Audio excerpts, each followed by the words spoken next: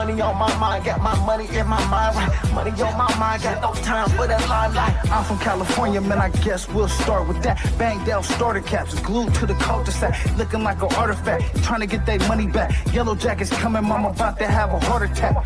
Southeast San Diego, we was at the heart of that. You moved about the hood, my nigga, you ain't want no part of that. Move to work and let the money drip the laundry mat. I pray to God the homie get his little daughter back. So many problems and it's not even a part of rap. So many suckers and they hating and they copycat. And life is bigger than these bitches that you hollered at. And if you bleed a dollar, better get $3 back. And all I'm giving is the facts. Pay attention to the stats and never making mention of the jacks.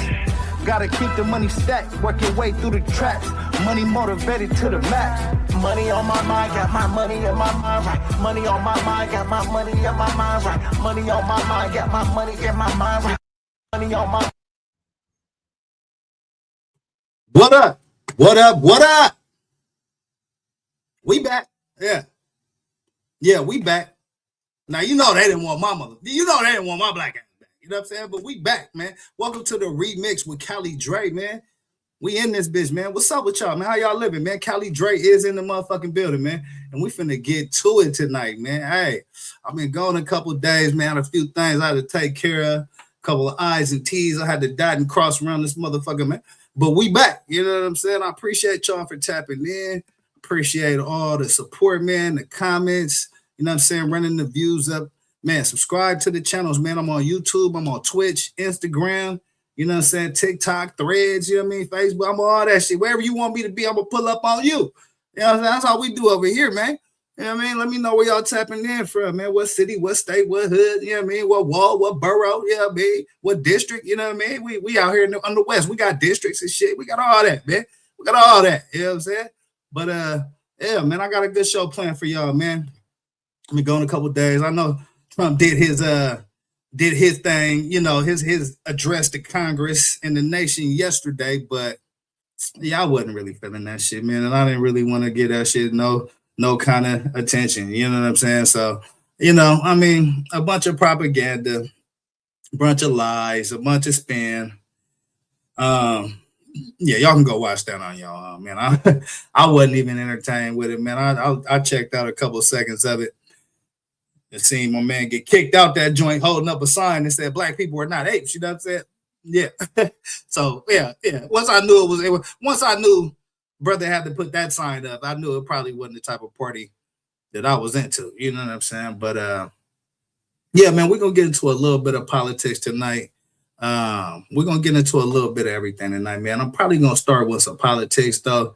Matter of fact, I'm gonna drop that link in the chat as well, man. Anybody want to come chop it up during the show, man? I'm going to put this link in the chat early. You feel me? Come chop it up with your boy, man. Link is in the chat. Y'all can come chop it up. I got a few stories I want to get to, man. Tap in with some politics. First and foremost, you know what I mean? We're going to get to some news and then, you know what I'm saying, the main event, man. The main event, man. You know what I'm saying? Because, yeah, it's been some explosive news breaking in this David case, man. So I definitely want to break that up. You know what I mean? And break that down. You know what I'm saying? But yeah, y'all know how we like to do it, man. I'm gonna let OG do his 1-2. You know what I'm saying? Because we is talking politics. So when I drop some politics, man, I gotta let OG do his motherfucking 1-2, man. It wouldn't be right until we get this shit right. I gotta let OG do his 1-2. You know what I'm saying? So that's where we at with this shit. You know what I mean? Get the likes up, subscribe to the channels, man. The remix with Cali Dre. Wherever you want me to be. If I ain't over there, let me know. And I'm gonna pull up. You know what I'm saying? Let me know and I'm gonna pull up. What the fuck going on over here? Oh, okay. There we go. Hey, Geek Squad, tap in with me, man. I'm still not 100% on this StreamYard, man. But hey, I'm working through this shit, man. So look, we're gonna let OG do his 1-2. You know what I mean? And we're gonna get to the motherfucking show, man. I appreciate y'all for rocking with your boy. It's the remix with Cali Dre, man. Let's get it. It's your bitches. Right here. You heard it from me. White supremacists. That's right. I hope you can see through those thick-ass glasses that you fucked up. You stand there and sanction this bullshit, and they kill a woman. They're ruining businesses that have been here for generations. They're fucking up this community. Yeah. You can go home safe. But no, you're here to terrorize this city. Yeah. A bunch of bitches if I've ever seen a bunch. And I'm telling you to your face. And if you don't like it, fuck you. Yeah, that's my favorite part right there. Hey, listen, that is my favorite part right there, man. The views of OG are the views of me at this point. You know what I'm saying? That's pretty much how I'm running this shit. Play ass coke, you know what I'm saying? Vietnam veteran, you know what I'm saying? Kicking that truth to power as only a real motherfucking black man, black king can do around here. You know what I'm saying? So, yeah, man, I support all this, man. I support all this.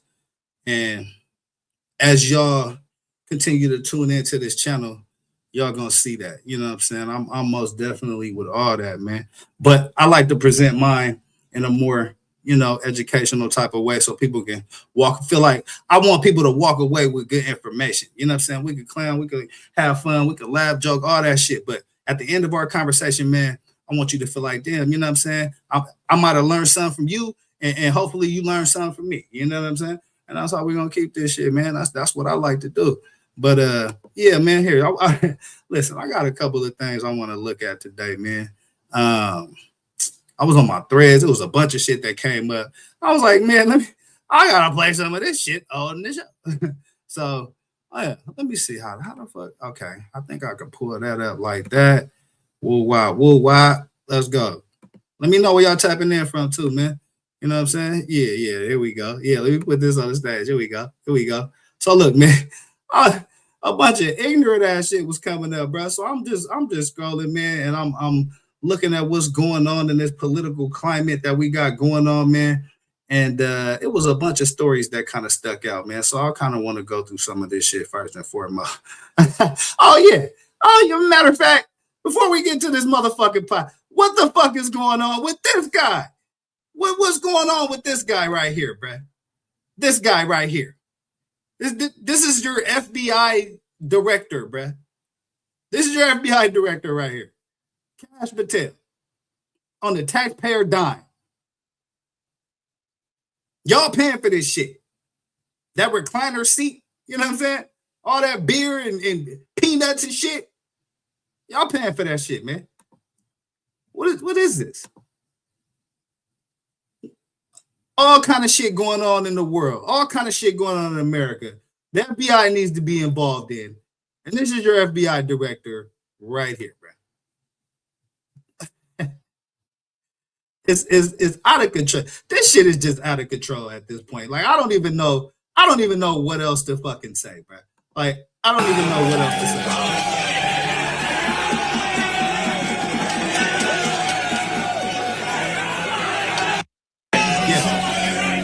Yeah, your FBI director right here. This guy's in charge of sensitive information that's going on in the country. This trip for him to chug a beer on our dime cost taxpayers $75,000.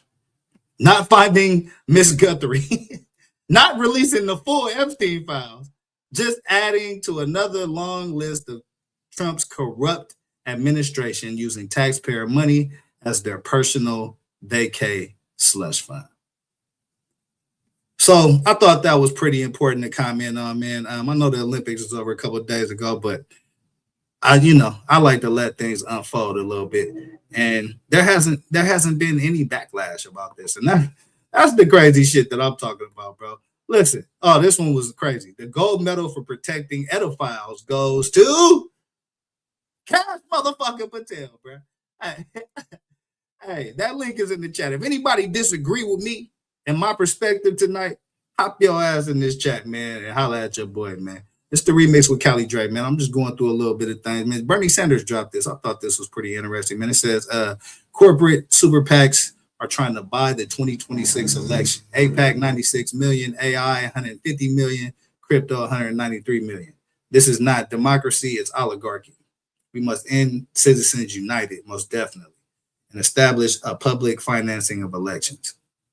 So Citizens United, man, is a court case that basically says that businesses are people and they have the same voting power as people and can give unlimited amounts of money as a person.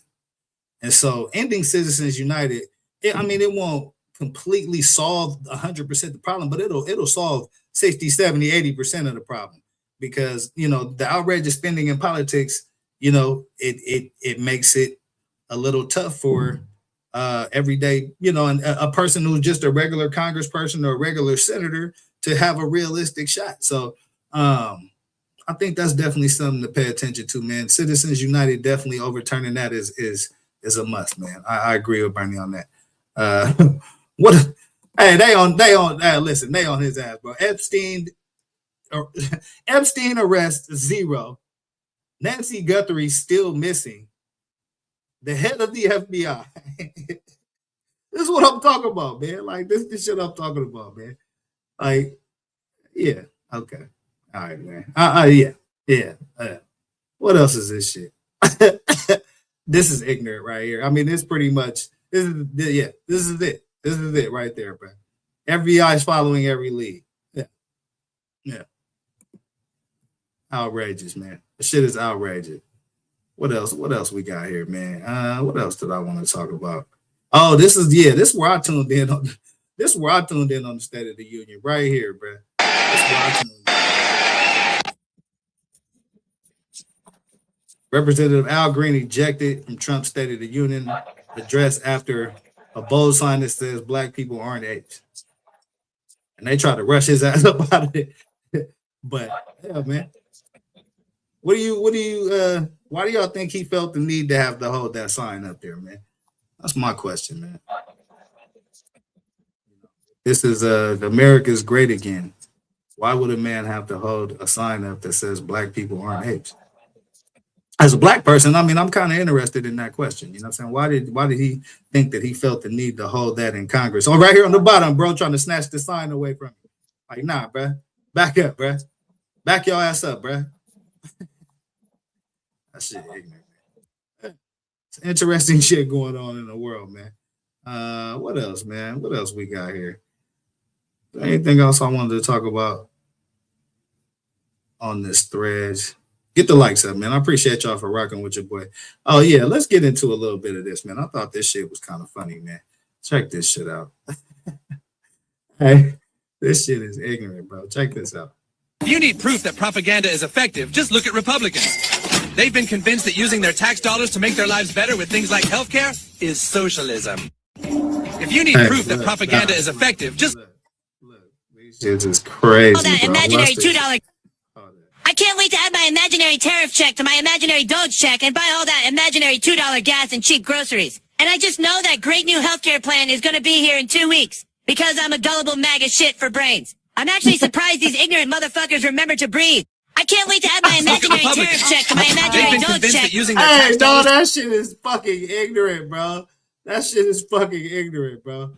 Let's fucking go. Tax the rich. Tax the churches. Equal rights for all. Ban assault weapons. Make secondary education affordable. Remove presidential immunity. Set term limits for SCOTUS and expand the court to 13. Reinstate a women's right to choose and codify it into law. Double the minimum wage. Require all government employees to list their pronouns just to be petty as fuck. Feel free to add any additions in the comments. Let's fucking do this. And if anyone asks, we know nothing about Project 2029. Hey, I don't know who's making these memes. If this is some AI shit, bro. But this is some of the shit I've been sitting there watching all day, bro.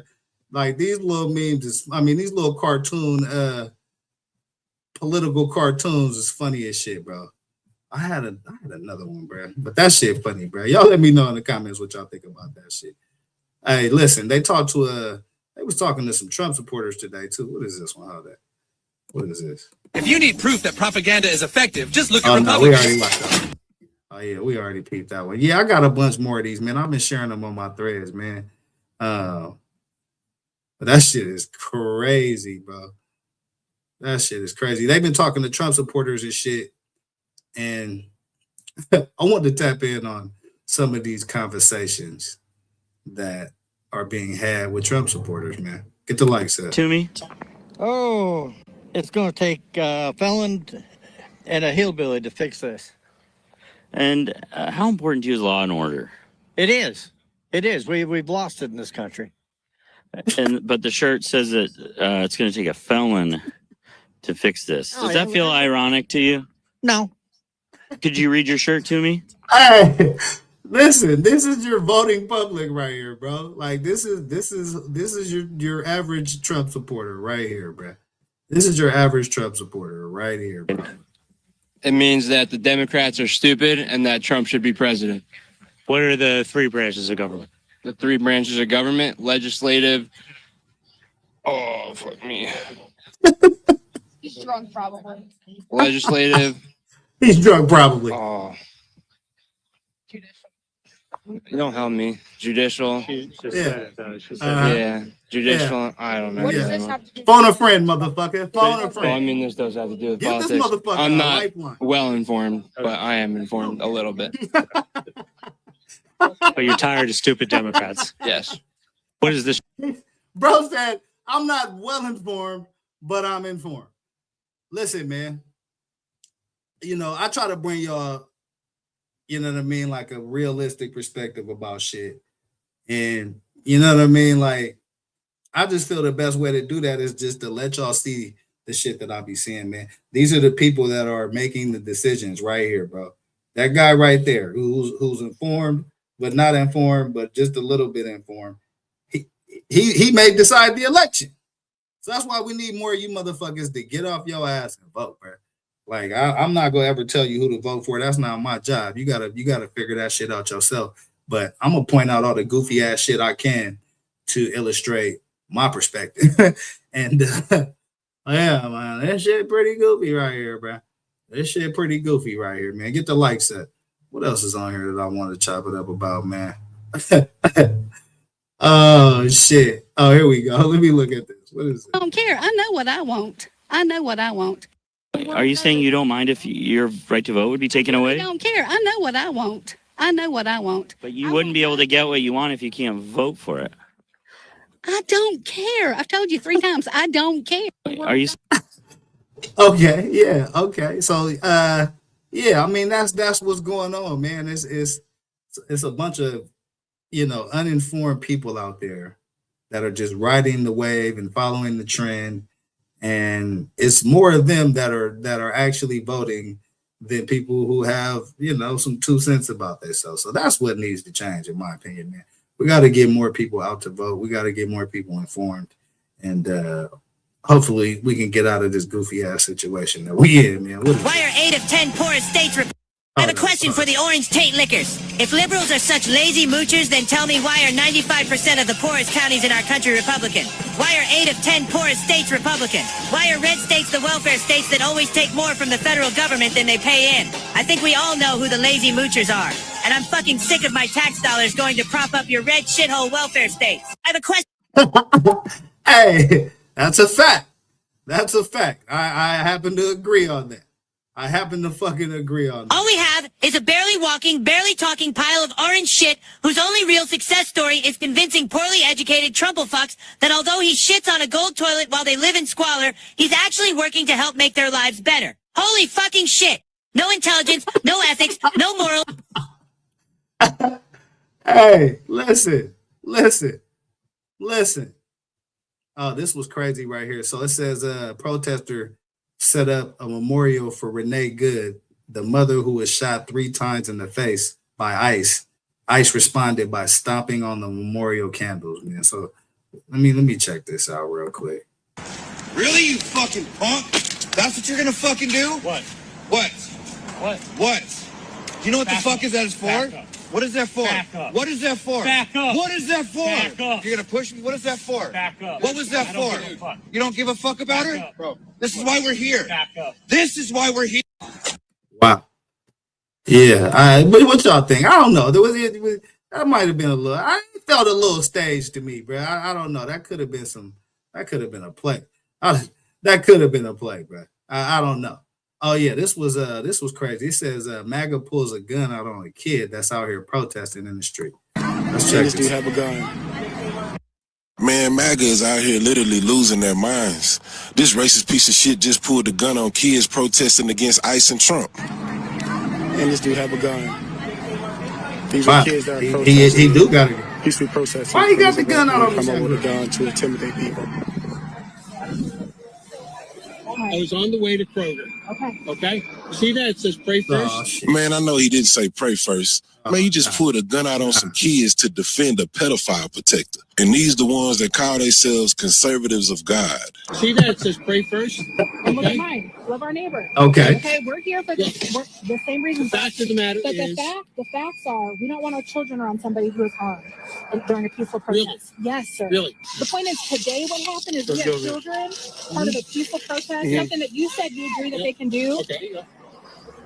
Yeah, lock his punk ass up for sure. Thank You don't put no gun on no teenagers that's out there protesting. This is the kind of scumbags that's out here soaking up this MAGA I bullshit. also have a free you 80 know, in my left pocket. I'm not going. Okay, it's not changing. I'm not going. You know what I'm saying? And it's a bunch of motherfuckers just like me that ain't going, man. So know that, man. But I felt the need to start this channel and go this route with it, as opposed to the routes that some of my other brethren are thinking about doing. But I think in the meantime, man, I think we can still win the chess game. I think we can still win the networking game, the ally game. We just gotta apply ourselves, man. We can't fall into the trap of pointing fingers at people that don't look like us. You know what I'm saying? That's their whole claim to fame, man. And we fall into that, you know what I'm saying? It ain't no coming back, really. You feel me? I thought this was pretty interesting, man. So it says, House Speaker Mike Johnson, if we lose the midterms, heaven forbid, if we lost the majority in the House, it will be the end of the Trump presidency in a real effect. So let me check in. To fix the mess. This is basically what the fuck I'm telling you. Like, y'all got to turn up in November if y'all want shit to change around this mother. He needs all 4 years, not just 2, to fix the mess. And that's what we need. If we lost the midterms, heaven forbid, if we lost the majority in the House, it would be the end of the Trump presidency in a real effect. So we've got to keep this going. And I think we're excited to put our candidates on the field to explain all this to the people. Yeah, there it is right there, man. There it is. I mean, Mike Johnson just said it. What the fuck is this? Oh, shit. Oh, where the fuck did this come from? Oh, shit. I don't even know how to address this. I don't even know how to fucking address this right here, bro. This is the remix with Cali Drain. I have no fucking remix for this right here, bro. I have nothing. You know what I'm saying? I got nothing. I'm going to just let y'all look at the picture, man. You know what I'm saying? And I'm not even going to read it aloud. Actually, I'm going to just read the names, man. This name over here on the left is J.D. Vance. This name right here in the middle is Madison Cawthorn. And this name right here on the right is Rudolph Rudy Giuliani. Now, you guys can decipher for yourself what they're doing in these photos. But yeah. Yeah, I guess they're making America great again. Yeah. Out of fucking control, man. What else we got, man? What is this? The Trump regime is still withholding 99% of Biden-era grants to farmers. So I thought that was pretty interesting, man. What else we got over here, man? Is there anything else I want to talk about on this? Nah, man, let's get off this threads, man. Get the likes up, man. This is the remix with Kelly Drake, man. I appreciate y'all for tapping in with your boy. I'm gonna get to a couple of news stories. That link is in the chat as well, man. Anybody want to come pop out and chop it up with your boy? I'm gonna stay in the politics lane for a minute and get to a couple of political stories, man. Which one of these do I want to show? Get the likes up, man. Subscribe to the channels, man. What is this? Here, let's look at this one first, man. Let's look at this one first. Yeah, let's remove that. Yeah, so we're gonna stay in this politics lane, man, because it's been a few things that came out that I thought was pretty important today, man. I'm high as shit, man. Hold up. Yeah, let me stop that. Okay, present that. You know what I'm saying? So I'm fucking up this shit, man. All right. So yeah, let's look at this one right here. Yeah. So look, the Department of Justice, man, they've been up to some bullshit, it seems like. And some things got uncovered today about the Department of Justice, and how they're conducting themselves in this Epstein shit. Um, and it's not been reputable or honest or you know what? I'm gonna just let y'all watch the video, man. It says busted. DOJ caught hiding chilling Trump docs in Epstein file. So let's check this out, man, and figure out what in the fuck is going on with these Epstein files, man. This Epstein shit ain't going away, man. I told y'all, too many powerful players. It's too much reach, man. You know what I mean? And the crimes itself were heinous crimes, and so yeah, this shit ain't going away no time soon, man. We gonna stay right on top of this shit. Related to Donald Trump sexually abusing a minor, according to the latest information. Yeah. Hold on. Now, I want to replay that for the motherfuckers in the cheap seats. You know what I'm saying? Department of Justice hiding files related to Donald Trump sexually abusing a minor, according to the latest information. Here it is. We have a survivor that made serious allegations against the president. Clearly, the FBI participated in some interviews and discussions with this survivor. When looking at the DOJ documents, there is a manifest or a list of documents and interviews that this survivor participated in and that should be made available to the Congress as part of the document file search.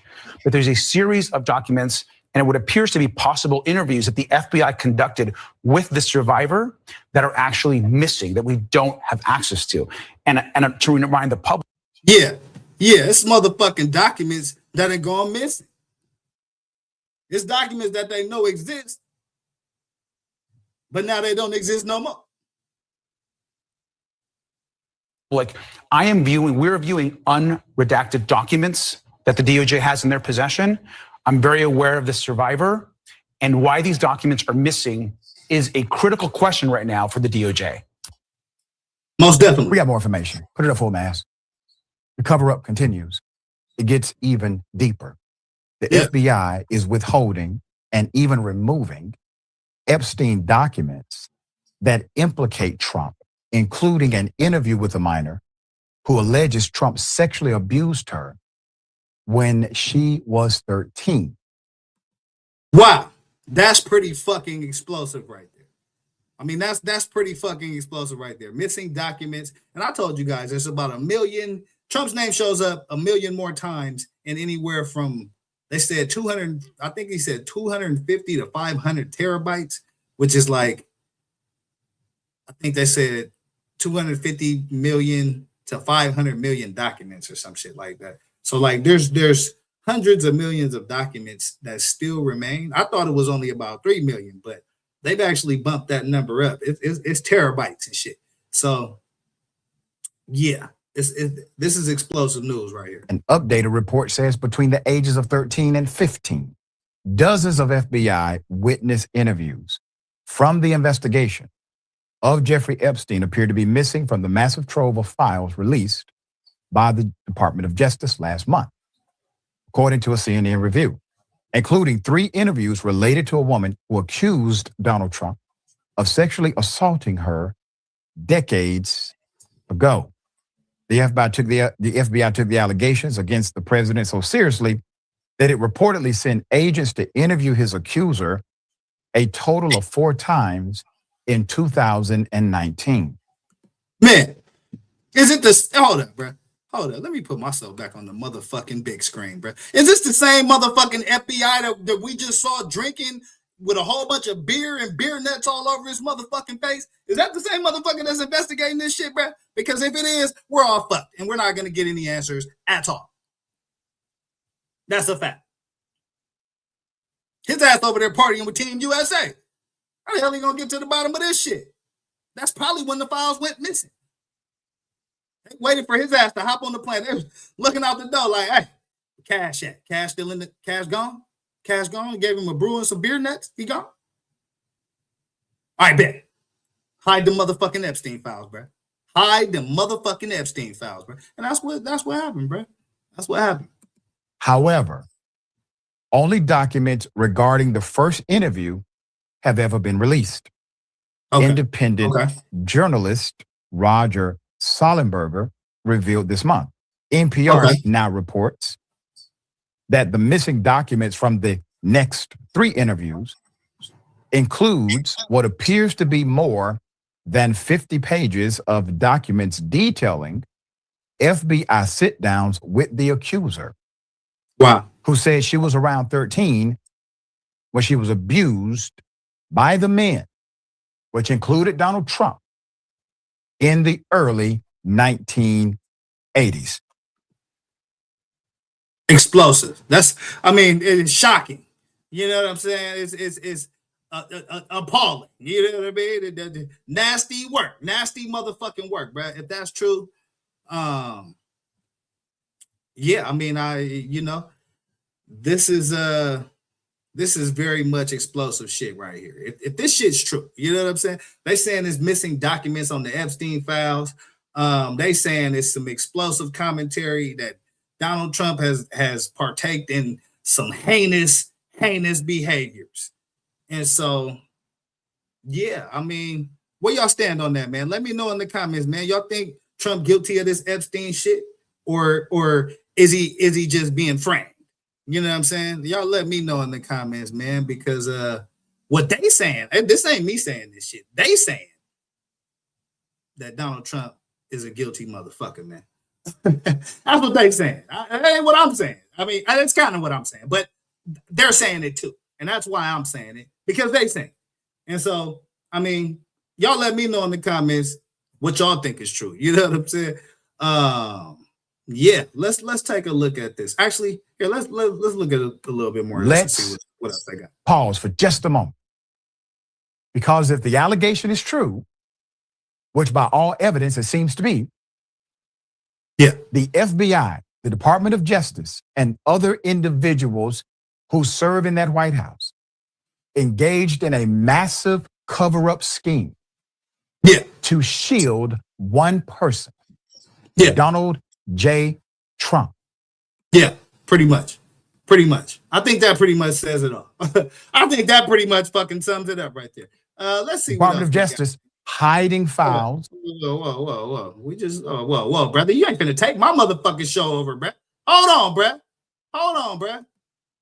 Breaking moments ago, MS Now's Carol. Look, this shit came out today as well, man. So FBI fires 7 people that were tied up in one of Trump's previous investigations.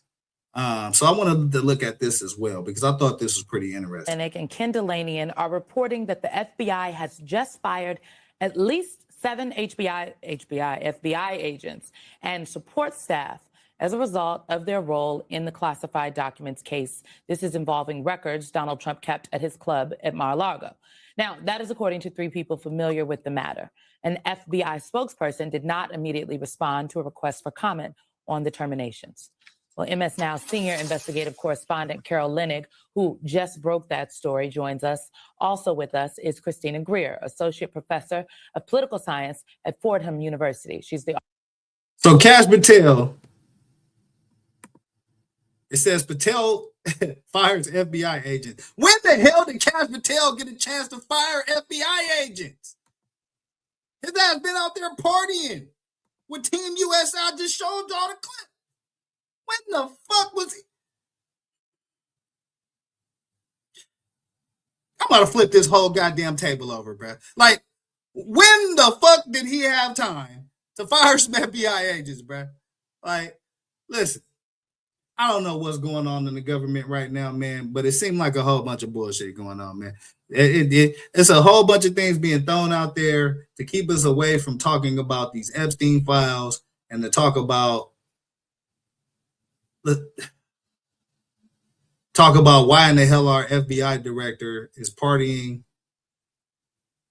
with Team USA. So as of this afternoon, the 2026 Olympic Games in Milan have officially come to an end, and Team USA finished out the games by winning gold in the men's hockey final against Canada. It is the first gold medal since 1980, and of course, the very famous Miracle on Ice. Among those celebrating with the team was none other than FBI Director Kash Patel, seen on social media in the locker room after Team USA's victory. There's all. Okay.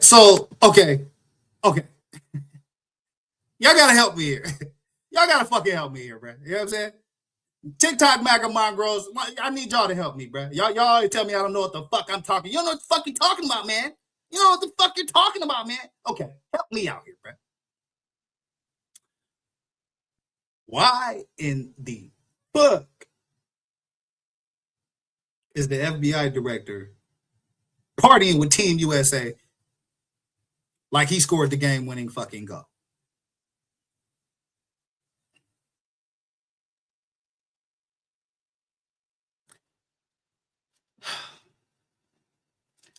Throw some problems in the country that's going on in the country that we may need the FBI director to figure out. I mean, just throw some random shit out there. The Miss Guthrie, she's still missing. You know what I'm saying? We got cartel takeover. I'm sure there's a bunch of shit that's on the horizon at the border that we need to be looking out for. The terrorism is always at an all-time high. I mean, but not. Brian ain't tripping on that. So this video circulating on social media of the FBI director with a beverage of some kind as he chants along with the athletes. Never mind, his office told MS Now that he was flying to Milan on the FBI's Gulfstream jet strictly for business and not to watch hockey. MS Now.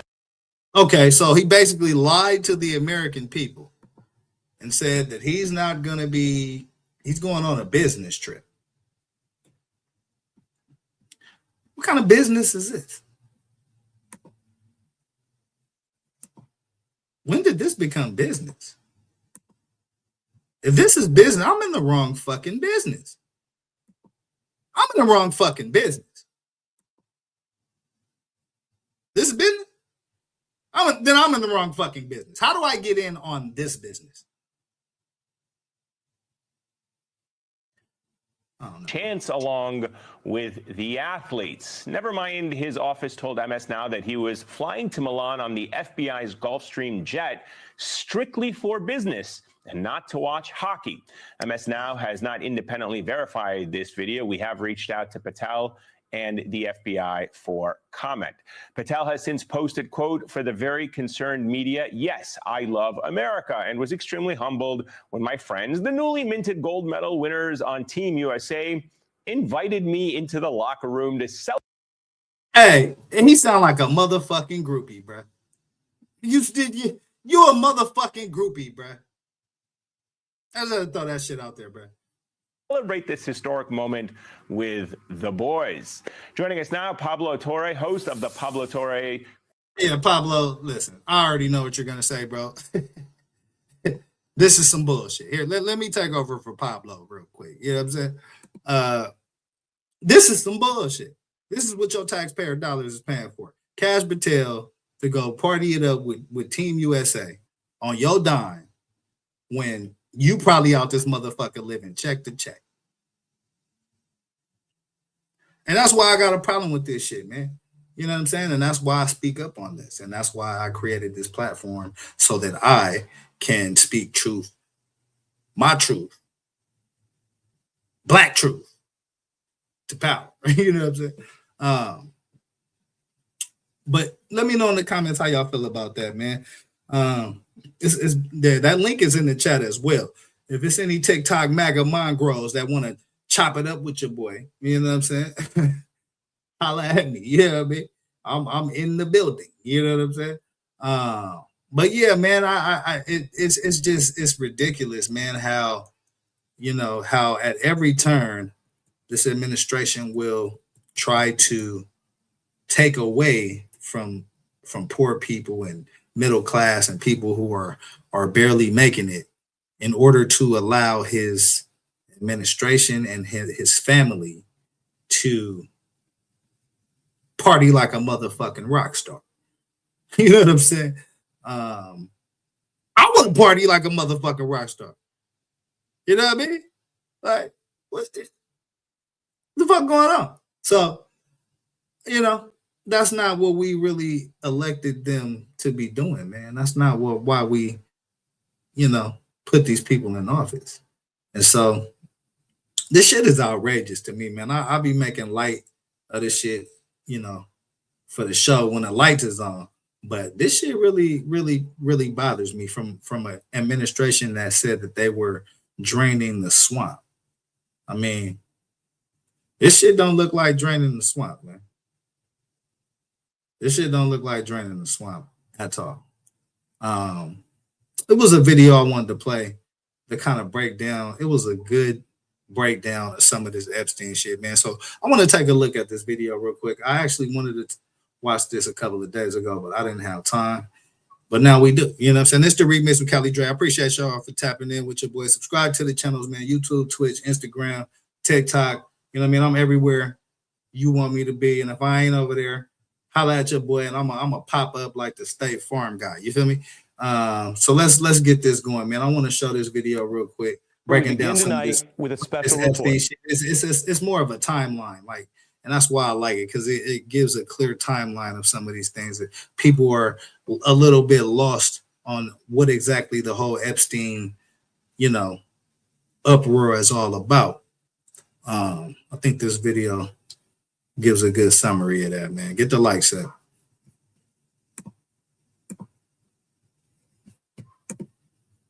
Trump has failed to disappear. The secrets of Jeffrey Epstein now exposed in those millions of new files, which journalists and experts, all of us really, are still reviewing since Friday's release.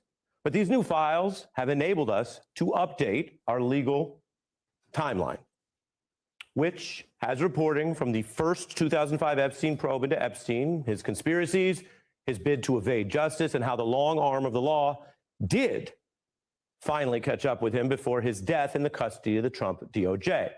So in our special report right now, this timeline, which we've shown you once before with our MS Now reporting, is updated with the brand new revelations from the new files. Now, before I go into this timeline, I'll just tell you right now what you will see tonight. One, how the Bush DOJ dropped the tougher possible case against Epstein. Two, how the Trump DOJ identified Epstein's potential co-conspirators. We'll show you some of them tonight, but then didn't charge the vast majority of them. Three, how under both parties, the DOJ has clearly failed to follow those leads. Yeah, I think that's important right there, man. I think that both parties most definitely have dropped the ball on this Epstein shit. I think there was a lot of opportunity to get a lot of closure and to, do whatever that justice process do a long time ago. But because these motherfuckers got billions and billions of dollars, they can evade justice, man. And that's just the reality of this whole shit. I mean, I call it how I see it on this channel, man. Y'all disagree with me, hop in them comments, you know what I'm saying? Hop in this chat, you know what I mean? The link is in the chat, you know what I'm saying? But that's just the way I see it, man. And there's a lot of powerful people that's connected to this Epstein debacle.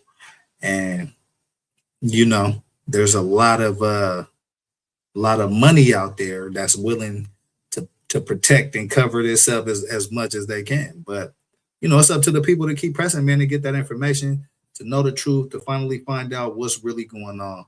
And, that's what I try to, that's what I try to do, man. Put them pieces together, man. So let's check this video out and see what else we could get from this. Which means the feds had paths to indict and stop this trafficking ring years ago, but they did not.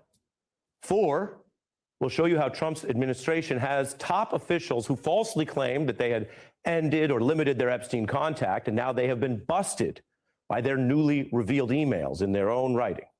That includes a Trump official who's still in the cabinet tonight. And 5, we'll show you how the Trump administration lied about these files, fought their release, broke the law on releasing them, and still faces questions about what they're hiding and why Donald Trump is so personally haunted by his own Epstein links, from their own social time together to his government's demonstrated failures in this case. So let's look at what we've learned. The very first key Epstein probe began in Palm Beach in 2005. That put public heat on Epstein in a new way. Trump's current commerce chief, Howard Lutnick, says that back then is when he cut all ties with Epstein, his one-time neighbor. Yeah, this is your current commerce secretary right here.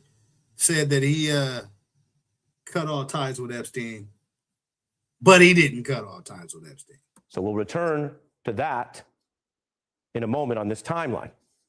Now, others have asked why the DOJ didn't nail Epstein then.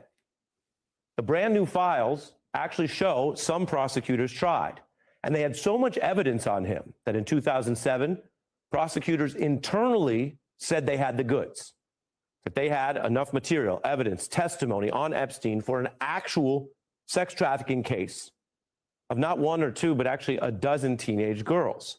And they wrote, and this is new that we've learned this, a 56-page draft indictment.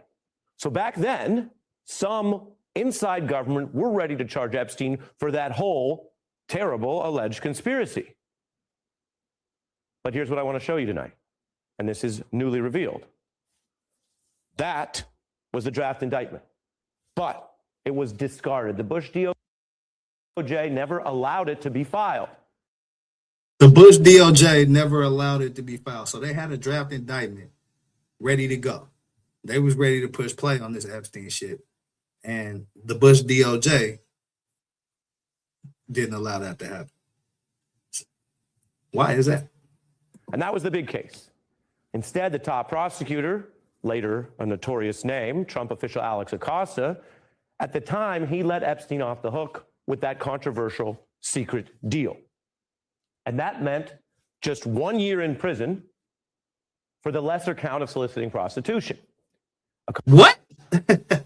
Wait a minute, bruh. Okay. See, bruh, I'm just trying to illustrate to y'all how this real, how the real power players evade justice. You know what I'm saying? Is when you a motherfucker that's connected like this, and you don't even gotta be disconnected. Like, but Jeffrey Epstein was very well connected. The Russian government, the Israeli government, the UK government, the American government. He had his hands everywhere, man. And so getting slapped a 1 year prison sentence when the FBI got a whole file ready to run your ass up the flagpole, you know what I'm saying? Man, I mean, y'all let me know how you get off on some shit like my homies ain't getting off on no shit like that. My homies got half a foul like that. 25% of them foul like that, and their ass is gone. So again, man, it's two different Americas we looking at.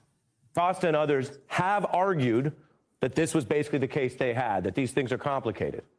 Well, it's taken all this time, but I can report for you tonight that now the new Epstein files release from Friday shows that's false, that there was a whole written draft indictment of the bigger case, and they just discarded it.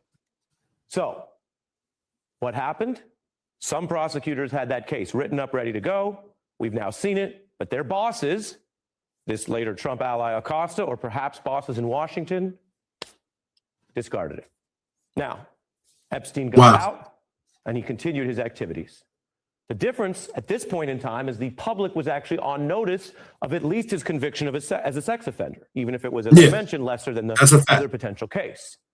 And that gives us context new in this timeline of how Trump official Lutnick was secretly emailing Epstein at that time about visiting his island. This was while Lutnick's family was on a trip. 7 years after he claimed to have cut ties, or the mega donor and recent Trump employee, Elon Musk, emailing about visiting. I actually covered that, man. I covered that on a previous show. The current Commerce Secretary was the neighbor of Jeffrey Epstein, supposed to have cut ties with him, but he was still emailing him, trying to get his ass over to that island. I think I also covered all of the current Trump administration officials that were named in the Epstein file. So y'all go run some of the previous videos up for your boy too, man. Help me get to that mountaintop, man. Help me get to the motherfucking promised land, man. Get the likes up, man. Damn. Epstein's island, asking what day/night will be the wildest party. Now, that shows, at a minimum, attempted proactive socializing, desiring to go to the island for what Musk called wild partying. And that's by Trump allies who have obviously claimed otherwise. Now, Musk has responded to say that he did not actually go to the island. Lutnick denying this again, although he has less credibility now that the emails are public. And one day after the planned visit that Lutnick emailed about, knew from these files, an Epstein associate passed along an email to Lutnick that said, quote, "Nice to see you." The files suggest that for many, Epstein operated business as usual until 2018. This Miami Herald expose put heat on the DOJ. It had the goods again, which hadn't all been used. The DOJ had let Epstein off the hook before, but then he was indicted now on these tougher sex trafficking charges. Right. So this is another indictment, another opportunity that another administration had to you know, put an end to all this Epstein shit. But motherfuckers dropped the ball, man, on both sides, man. I gotta be real about that. Both administrations, both parties, you know what I'm saying, dropped the ball on this Epstein shit. That's for a fact. The DOJ, since then, I should mention, has only indicted one person related to what's been documented as this sprawling conspiracy. And so I'm going to get into this because we are learning new things. For the first time, the new Friday files show the DOJ was eyeing other suspects. It's a mob-style chart. And the feds made this of Epstein's inner circle. So let's take a look at this. Right. Yeah, y'all know the chart. That's the yarn board chart. Motherfucker got the pictures, got the yarn board markers circled all over it. Y'all know this is a first 48 chart right here, bro. Y'all know what this is. The wire. You know what I'm saying? The wire chart. Y'all know about the wire, man. The lights. Now it's part of our special report. I just can tell you, this is a rare view inside a normally secret federal probe. You almost never see this type of thing before, during, or after a case. And the federal laws protect that. What's different here, of course, is Congress changed the laws for this particular mess of Epstein and the secrecy. So we have questions stoked here about why the feds, under first Trump and then the Biden DOJ, did not apparently pursue and indict most of these men. Yeah, that's a great question. I think that's a great question. You know what I'm saying? Why did none of these motherfuckers on this board get indicted? Or the others who knew or partook in what the government also calls a broad sex trafficking ring. Which is it? A giant sex trafficking ring with someone at the center and other men involved in crimes, knowing and otherwise? Or not? And if it's not, then what were the feds doing with their chart and their leads? Yeah, that's a great question, man. That link is in the chat. Anybody want to jump in here and comment on this Epstein shit? Let me know, man. I can tell you we have redactions here, some of which may be for potential victims or those that the government viewed as more coerced into being a part of these crimes rather than being the ringleader or the proactive criminal. And the feds tracking Epstein's lawyer, accountant, financial advisor, and a man later indicted in Europe for sex offenses who died in prison awaiting trial, as did Epstein in 2019. But there's a lot of questions here about these leads. Some of these individuals, I should mention, are still being subpoenaed by Democrats in Congress to try to get more information where apparently the DOJ stopped. Now, I mentioned the death in prison. The Trump DOJ stated that the videos that were key around where Epstein was in that cell, the videos were lost. So I'm going to go all the way back here for round 2 of our timeline. Then Trump Attorney General Barr was defending the fact that videos were missing. The DOJ did go after one co-conspirator that now has become a bit of a household name, Maxwell, and she was convicted and sentenced here to 20 years. Right. So Maxwell, they just moved her to a low security prison from a high security prison under this Trump administration. I got a lot of questions about that as well, man. I want to kick this video and let it keep continuing, man. Get the likes up. The public demands for transparency, the pressure on this case built over time. I think everybody knows that by now. And so Trump was eventually campaigning on declassification. We all lived through his attorney general saying she had a client list on her desk. Then Attorney General Bondi announced no client list, no more files, no more videos, no evidence of blackmail. This was where the Trump administration tried to stop all this. What the fuck? Hold up. Hold up. Hold the fuck up, bro. Hold the fuck up. So we got a whole timeline through multiple administrations. Got a whole first 48 on a live board, the yarn board. Y'all done seen it before on The Wire. What other show? The Sopranos, whatever the mob show you want to throw out there. They didn't have one of them first 48 murder boards. You know what I'm saying? Ghislaine Maxwell goes to jail. But yet, at a certain point, Pam Bondi says there's no more files. Like, what in the fuck is going on? Like, is anybody else seeing this shit? Or am I the only one seeing this shit? Is everybody else like Ray Charles around this motherfucker? I don't know. But it stands out to me, man. And that's kind of why I wanted to play this timeline a little bit so that people could get a clear picture on how we got to this point. And for those who are not, who are in disbelief that, some of this is going on, I mean, it's a lot of evidence out there, man. I try to bring it to you. You could always go do your own research. That's what I want y'all to do. That's why I do this shit. So y'all could do your own research and come tell me I'm full of shit because I'm gonna bring the facts, man. You know what I'm saying? I'm gonna bring the facts, man. You know what I'm saying? So, you best bring your A game. But this is a timeline, you know what I mean? It's pretty simplistic timeline for such a complicated situation. But I feel like it's pretty good as far as presentation to let people see, like, what the fuck's going on? How do we get here? Who did what and when? You know what I mean? And this wasn't that long ago. They said there wouldn't be any other evidence to be disclosed. And that stoked outrage from victims, from experts, from members of Congress, as well as many people who were in Trump's MAGA base, who were promised very recently other things by Bondi and Trump himself.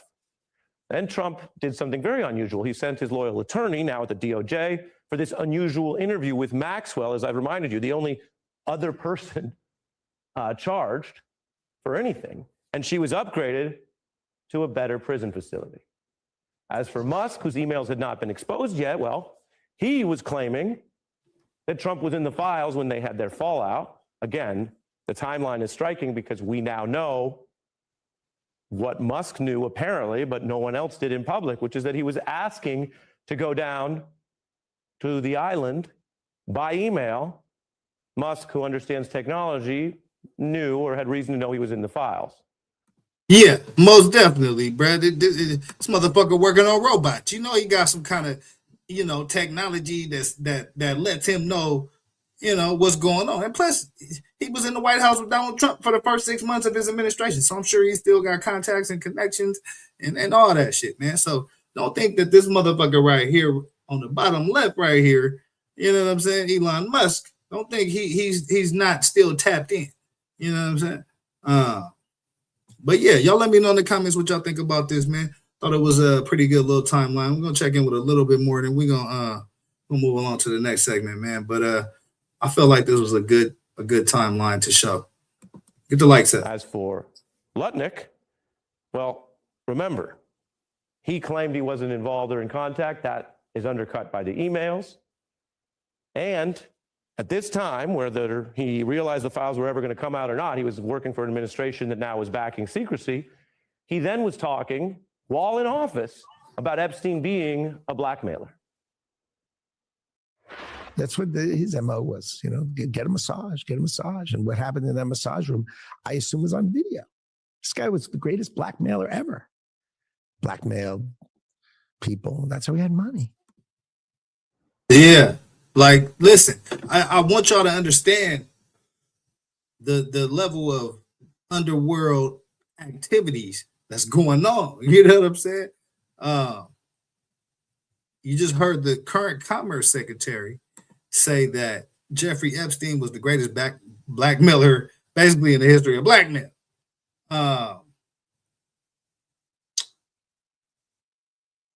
Jeffrey Epstein had relationships all over the world. We already established that. Donald Trump was Jeffrey Epstein's best friend for 10 years. So again, when I look at all these cast of characters, man, I'm gonna tell y'all why I actually do this shit. Actually, y'all know why I do TikTok MAGA mind girls. Y'all know why I'm doing this shit. You know what I'm saying? Do y'all know why I'm doing this shit, man? Listen, I do this shit because I just keep. You don't understand. I ain't scared of you motherfuckers. Yeah, man. Yeah. That's the main reason I do this shit. That's the main reason I do this shit. And it's too many motherfuckers that's out here scared, man. And that just ain't me. And so, and people don't understand the truth. They don't understand how to get good information, how to get informative information. And that's what I try to provide, man. So yeah, it's you know, it's real simple to me, man. Hopefully I'm making it simple for you. You know what I mean? We need to see all of these motherfucking Epstein documents, point blank, period. And that's a fact. Not just a blackmailer, says Lutnick, but one of the greatest. That's like saying a greatest drug deal ever or greatest criminal conspirator ever. It means that Lutnick is saying this guy did this a lot, even though his fellow cabinet official, Pam Bondi, was recently saying there was no blackmail and nothing else. And now the files suggest there was certainly a lot of people that there were leads for. So this is the tension inside the Trump administration with people that we're now learning were in the files, we're emailing with Epstein, we're discussing potentially visiting him while they talk about his blackmail operation. Then we get to recent history. Trump, of course, losing the battle to stop the Epstein law. It passed overwhelmingly. It required the DOJ to release the files by the end of December. They started with basically under 1% and heavy redactions. We'll see here. And then, over 40 days past due, and thus breaking the law, after those 13,000 files, you get this new batch of 3 million. Okay, I just want to stop it right here, right? So Epstein law passes, they release 13,000 files. And then 40 days later, after the law said that they had to release everything, they released 3 million files. So they had already broken the law, first and foremost, when they dropped the 3 million. But that's not even all the files. And this Epstein law passed said they had to release all the files. And so they're still not in compliance with this Epstein law that passed. And so y'all got to keep that in mind as well, man. Yeah. And many of the files have incriminating material that we've highlighted here, which can make more sense in the broader timeline. DOJ says this is the final drop. Epstein's accusers, though, note that after all of this delay, some lying, these errors, Trump keeping officials in his cabinet who now have been caught lying about this and had some tie to Epstein while saying he's a blackmailer. After all of that, victims note that the DOJ still had redaction errors at a minimum, that they exposed some identities at the very same time that they seemed so intent to go to great lengths to delay, deny, defy, or protect some people in the files. Yeah, that's a fact, man. And I'm going to leave that right there. And I couldn't have said it no better. There were a lot of victims in the files that their names weren't redacted, but there were a lot of, powerful, connected people whose names were redacted. And so, you just got to ask yourself why, man. Why? I mean, it's crazy, man, right? The things that people will accept, you know what I'm saying? I showed you in the beginning some of the so-called, I guess they're Trump supporters or MAGA supporters, but that's the level that they on, man. I'm just not on that fucking level, bro. I don't know. When I look at that shit, it's that's the worst of America to me. You know what I'm saying?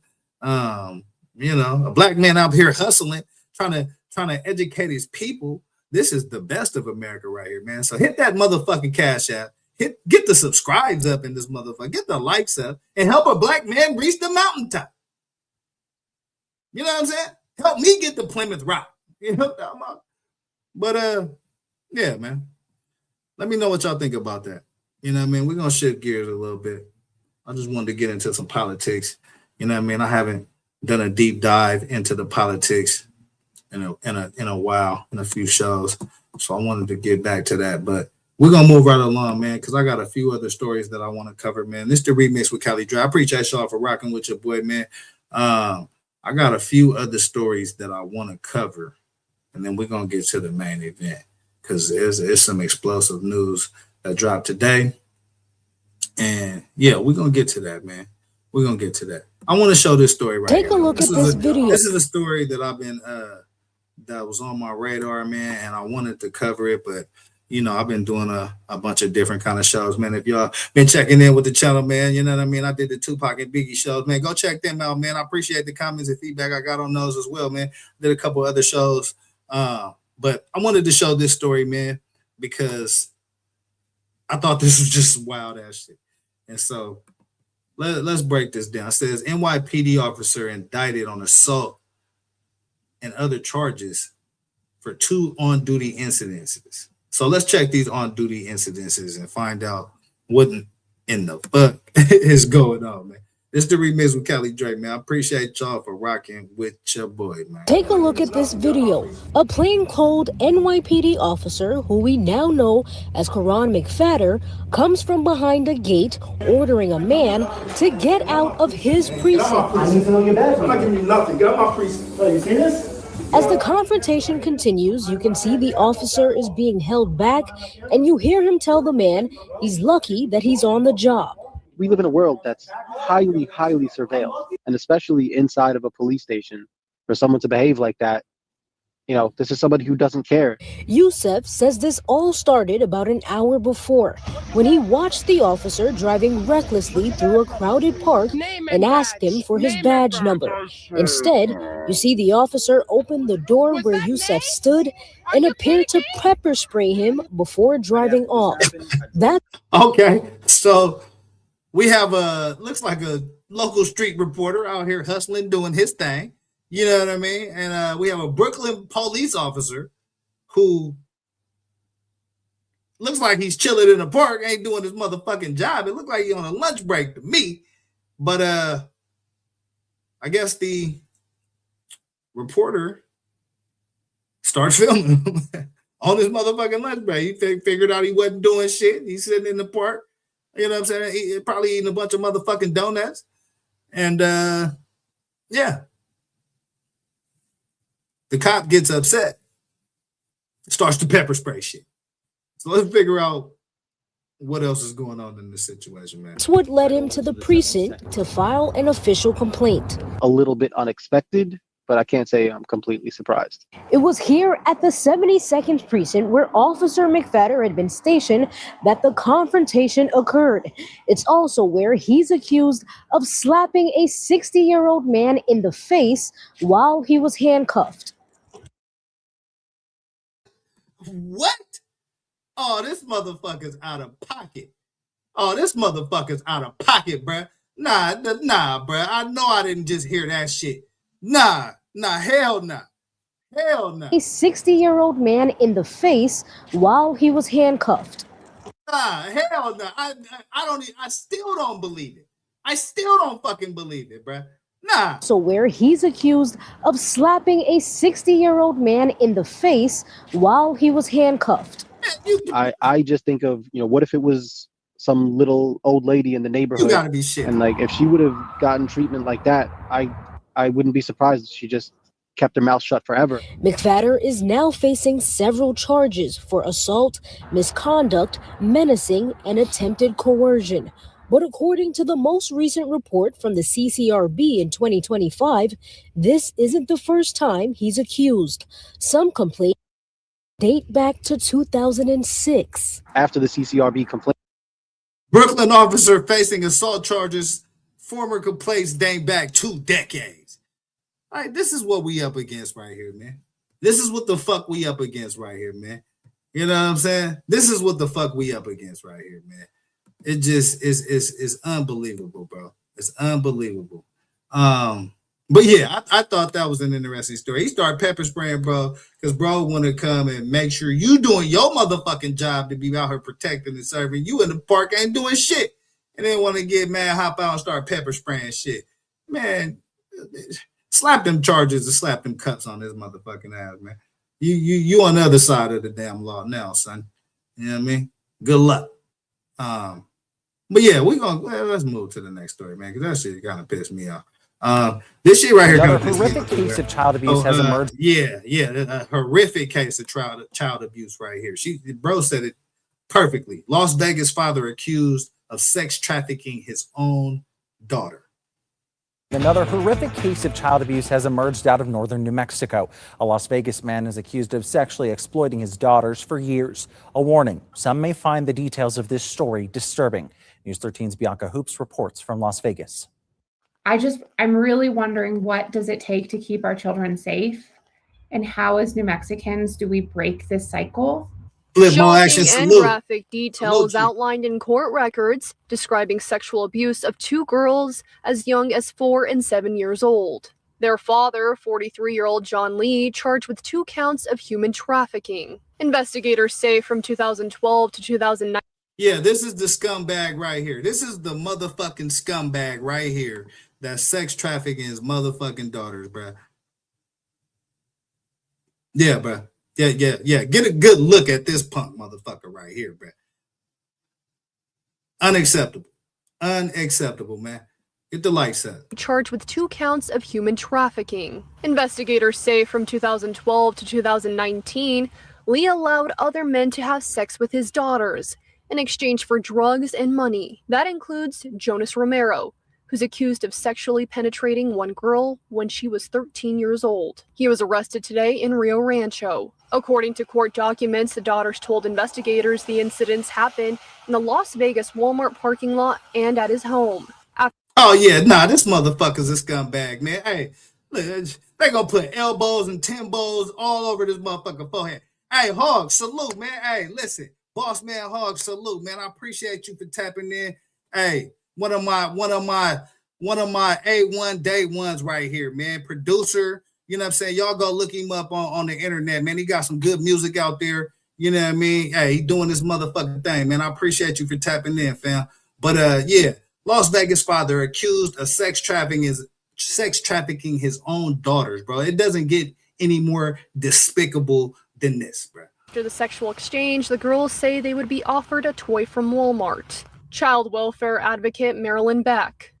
It's just so omnipresent how hurt our kids are right now, from child fatalities to we've had just crisis after crisis after headline after crisis. This is the latest horrific child abuse case to come out this week. 38-year-old Sonia Jimenez is accused of giving birth inside a portable toilet at Burn Lake in Las Cruces Saturday, then disposing her body in the holding. Hold up, bro. No, they saying this ratchet ass trailer park trash ass bride right here gave birth in a motherfucking porta potty, bro. Like, it don't get no more this shit is filthy. Like, I'm gonna take a whole goddamn shower after this goddamn show, because this shit is out of control, bro. This shit filthy, bro. Nasty work right here, bro. Toilet at Burn Lake in Las Cruces Saturday, then disposing her body in the holding tank. Also over the weekend, police say 28-year-old Yalisha Smith set her Albuquerque apartment on fire with her children still inside. What? Police say they found the children covered in lighter fluid. A judge ruled today. What? Oh nah, bro. Nah, go ahead and send them votes through her motherfucking ass, bro. Go ahead. And I don't advocate. Motherfuckers know me, bro. I'm all about a second chance, but not for this bitch. Not for this bitch. Nah. Hell nah. You don't do no dumb shit like that. She will remain behind bars until trial. Then on Tuesday, San Juan County deputies arrested 43-year-old John Hannon after they say he killed an 11-month-old and burying his body in a shallow grave near Farmington. We are the most dangerous. Yeah, man. So as you can see, it's a lot of sick ass motherfuckers in the world, bro. Don't be one of them. Don't be one of them, bro. This is some bullshit. As a matter of fact, I don't even want to watch this shit no more, bro. This shit done fuck my whole. Get this shit off my damn screen, man. Listen. it's a lot of mental health and a lot of people that's unstable and all that kind of shit, bro. And to those people, you know, definitely get the help that you need. But those stories that we just looked at right there, bro, sometimes you just need to go to the upper room. Like, you have a meeting at the upper fucking room. And that's what we looking at right there, bro. And I don't feel sorry for motherfuckers like that. And I don't feel sorry for saying that YouTube, y'all strike me, and fuck y'all. Because that shit's despicable right there. But don't strike me. You know what I'm saying? Because I need this motherfucking channel. Don't strike it, nigga.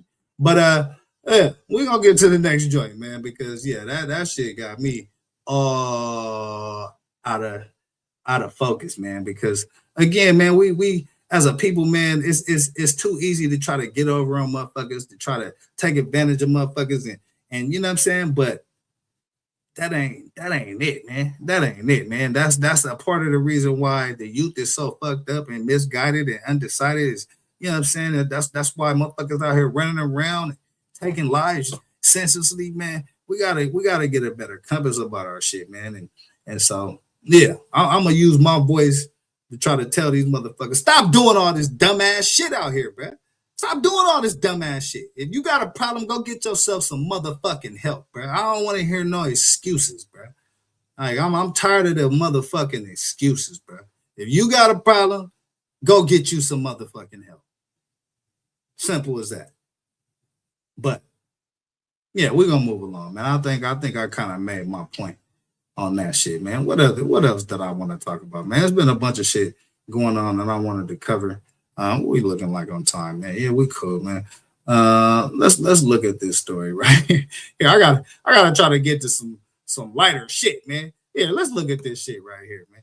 We finna look at some light shit. Yeah, man, that shit right there was dark. Yeah, burglars steal more than $100,000 worth of trading cards from an Anaheim store, man. So let's check in with this and see what the fuck going on in Anaheim, man. This is the remix with Kelly Dre, man. I appreciate y'all for tapping in with your boy, man. The security video shows burglars breaking through a wall to steal collectible trading cards. It's a growing problem, too, as these cards become more valuable. CBS LA's Michelle Gili talked to the owner, who says this is not the first time his store has been hit.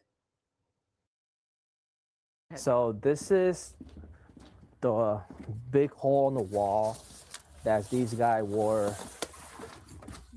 that break in, and this is our. Oh shit! Damn! They didn't kick the whole man-sized hole in the wall just to come in and rob some motherfucking trading cards, bro. It ain't no way, bro. This is our neighbor. Burglars smashed through a wall at an Anaheim insurance office earlier this week to get to the valuable Pokemon cards in a shop next door. The motherfucking Pokemon cards? They kicked this big ass hole in the wall. They kicked in this big ass hole in the wall, this 6-foot hole in the motherfucking wall right here, bro, for some motherfucking Pokemon. Hey, let me know in the comments if y'all got some Pokemon cards, bro. Listen, we might have to talk, bro. If motherfuckers are taking these kind of penitentiary chances for Pokemon, I'm in the wrong fucking business. I'm doing the wrong shit. Bro, our neighbor. Burglars smashed through a wall at an Anaheim insurance office earlier this week to get to the valuable Pokemon cards in a shop next door. After a burglary last June, Dewey fam made sure to lock Dewey Collectibles with a steel gate and heavy chains, which is why he thinks the thieves chose a different route Tuesday morning. So these guys, they're professional. I felt like they've been hitting. Okay, so how much is somebody let me know in the comments, man? How much is this Pokemon shit worth? It's obviously worth going to jail for, but what's the monetary value on some of this Pokemon shit, man? I saw something, bro, that recently one of these Pokemon cards went for $16 million, bro. Let me know if that's true. Something popped up on the screen, bro, and it said it was like the largest amount they ever got for a card or something like that. But Yeah, this shit crazy, bro. Listen, let me know in the comments, man. If y'all got some Pokemon cards, man, we might need to chop it up. Multiple car shop, I believe, same group with the same sledgehammer to the roof. Yeah, these guys they've been doing it before, and then hopefully they'll get catch soon. Yeah, and get caught soon. Yeah. The burglars left something behind that could help detectives find them. Dewey Pham says when one of the guys was climbing through this hole in the wall, he dropped a cell phone right here on the floor. According to Pham, it was unlocked and had data on it. Audio. Bruh. Listen, bro. This is 2026, bro. This is 2026. If you out there doing dirt, bro, stop bringing your motherfucking cell phone and your wallet and your ID.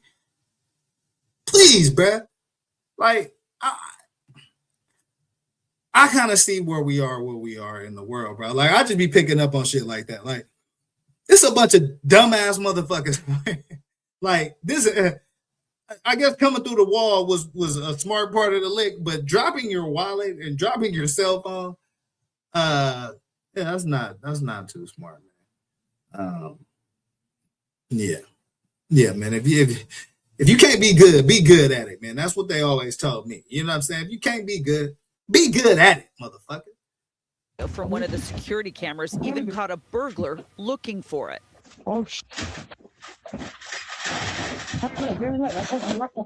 It's muffled because of the mask, but you can hear the words, "I lost my phone."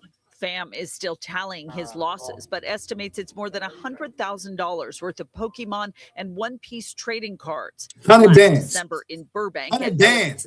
100 bands for some Pokemon joints, bro. Hey, listen, if y'all got access to some Pokemon cards, go look through your kid's toy box, shoe box, under the bed. Go check for the motherfucking Pokemon cards, bro. We got to come up around this motherfucker, bro. Hey, get the likes up, man. Sports cards, hundreds of thousands of dollars in trading cards were stolen. Like Rolex watches and expensive jewels, rare Pokemon cards are on the list of hot items for criminals to go after. We got a big target on our back in this trading card collectible world now. And it's caused Pham to change his ways. His most expensive trading cards are hidden in a vault for protection. They getting to work. They getting to work over the Pokemon. So I kind of get used to it already. So, all we can do is, embrace it and then move forward. In Anaheim, Michelle Geely, CBS LA. Oh, yeah. Them boys got to work. They got to work over some Pokemon cards, man. Hey, listen. If y'all got access to any of them Pokemon joints, I'll at your boy.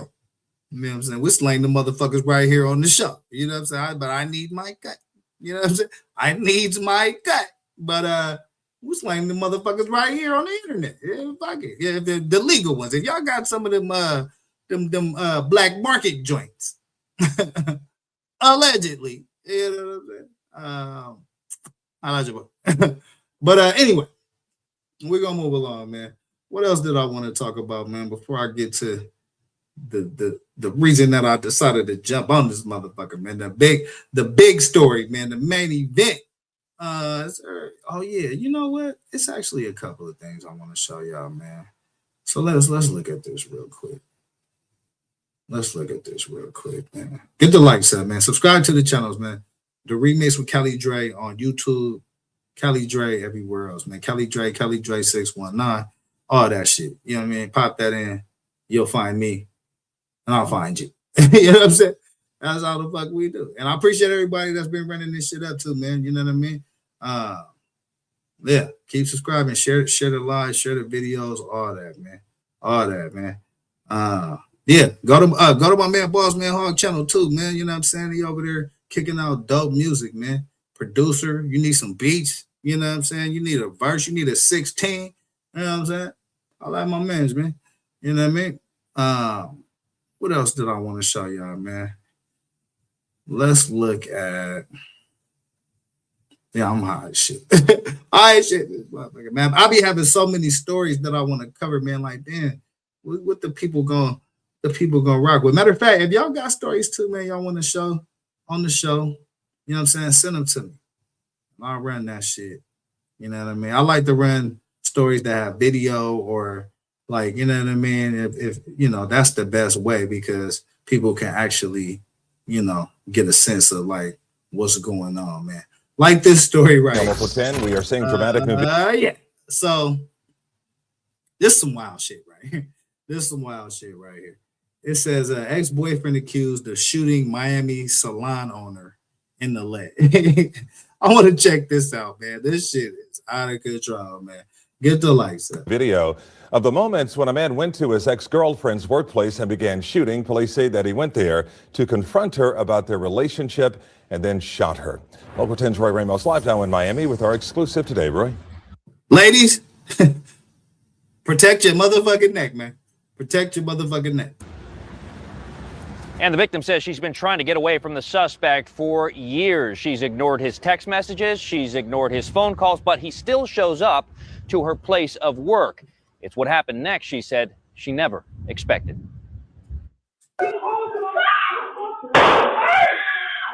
Terrifying screams captured on surveillance camera moments after a woman is shot. Watch as the gunman and victim first appear to be arguing when he pulls out a gun from his pocket, points it at her head, then aims down and pulls the trigger.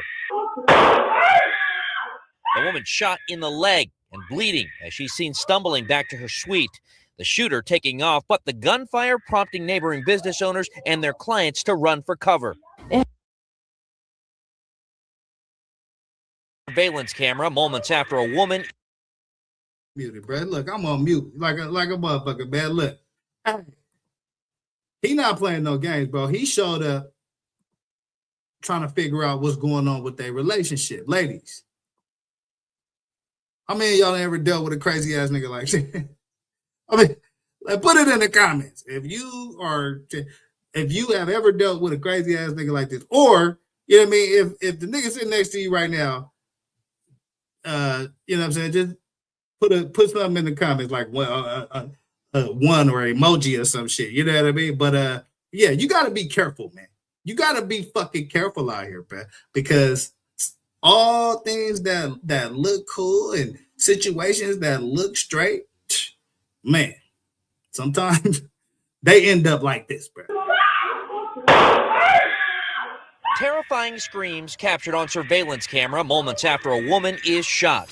Watch as the gunman and victim first appear to be arguing when he pulls out a gun from his pocket, points it at her head, then aims down and pulls the trigger. Got her in the leg. The woman shot in the leg and bleeding as she's seen stumbling back to her suite. The shooter taking off, but the gunfire prompting neighboring business owners and their clients to run for cover. It happened super quick. I was just trying to get him out. The woman in the video, Nyrelia Ramos, who owns Nana the Stylist, a Miami beauty salon inside the My Sweet Beauty Square off Northwest 7th Street and 37th Avenue. The man who shot her, Miami police say, is 23-year-old Job Jocelyn, Ramos's ex-boyfriend. Job Jocelyn. You motherfucker. Bruh, this is what you don't want to be. This is what you don't want to be. He was just like down, very on. Mugshot down, shooting your girl in the leg. This is what you don't want to be, man. This ain't the way to go, my young brothers, man. This ain't the way to go right here. On me and like stalking me kind of, and then he found out I had a new boyfriend.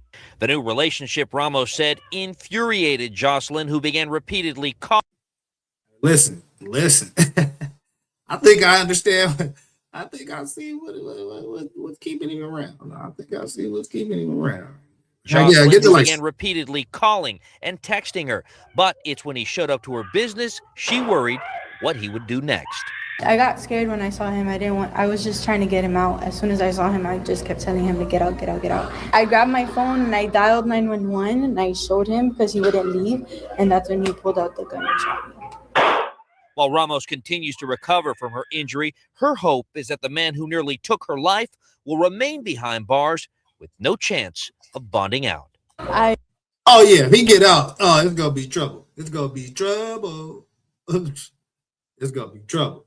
But yeah, I thought that was pretty interesting, man. Let's move on to this next story, man, because this one actually also took place in Miami-Dade. Miami-Dade, y'all on fire right now, bro. Y'all got a lot of shit going on out there in Florida, man. You know what I'm saying? Only a local 10 new surveillance video after a shooting in southwest Miami-Dade. 2 men were injured in that gunfire, and Local 10's Trent Kelly is live from the Miami-Dade Sheriff's headquarters in Durrell. And I know you have the very latest on the search now for a shooter. Do they have any clues? Well, a big clue, Christy, is this new surveillance video. It appears to show the gunman in this case walking up to a car and opening fire before then running towards a getaway car. The 2 men inside that bullet-riddled vehicle later showing up at the hospital. The entire scene last night scaring many neighbors. My girl, she was yelling like, "Oh my God, baby, they're shooting, they're shooting." Yeah, and shit went down. As you can see, the shooter up here in the red, pulling up to the car, and he about to get to work.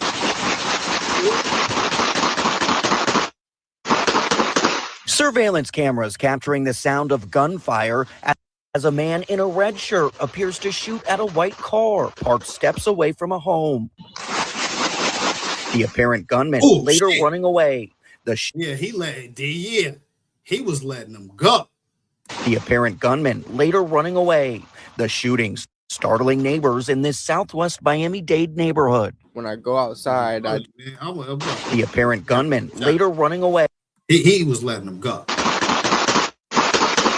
Surveillance cameras capturing the sound of gunfire as a man in a red shirt appears to shoot at a white car parked steps away from a home. The apparent gunman later running away. The shooting startling neighbors in this Southwest Miami-Dade neighborhood. when I go outside, I just see the commotion. I hear tires screeching. I was a little nervous. I was a little scared. Miami-Dade deputies responding to Southwest 266th Street and 128th Avenue after a shot spotter alert detected multiple rounds fired. When deputies arrived, they found a car riddled with bullet holes along with bullet strikes on a nearby building.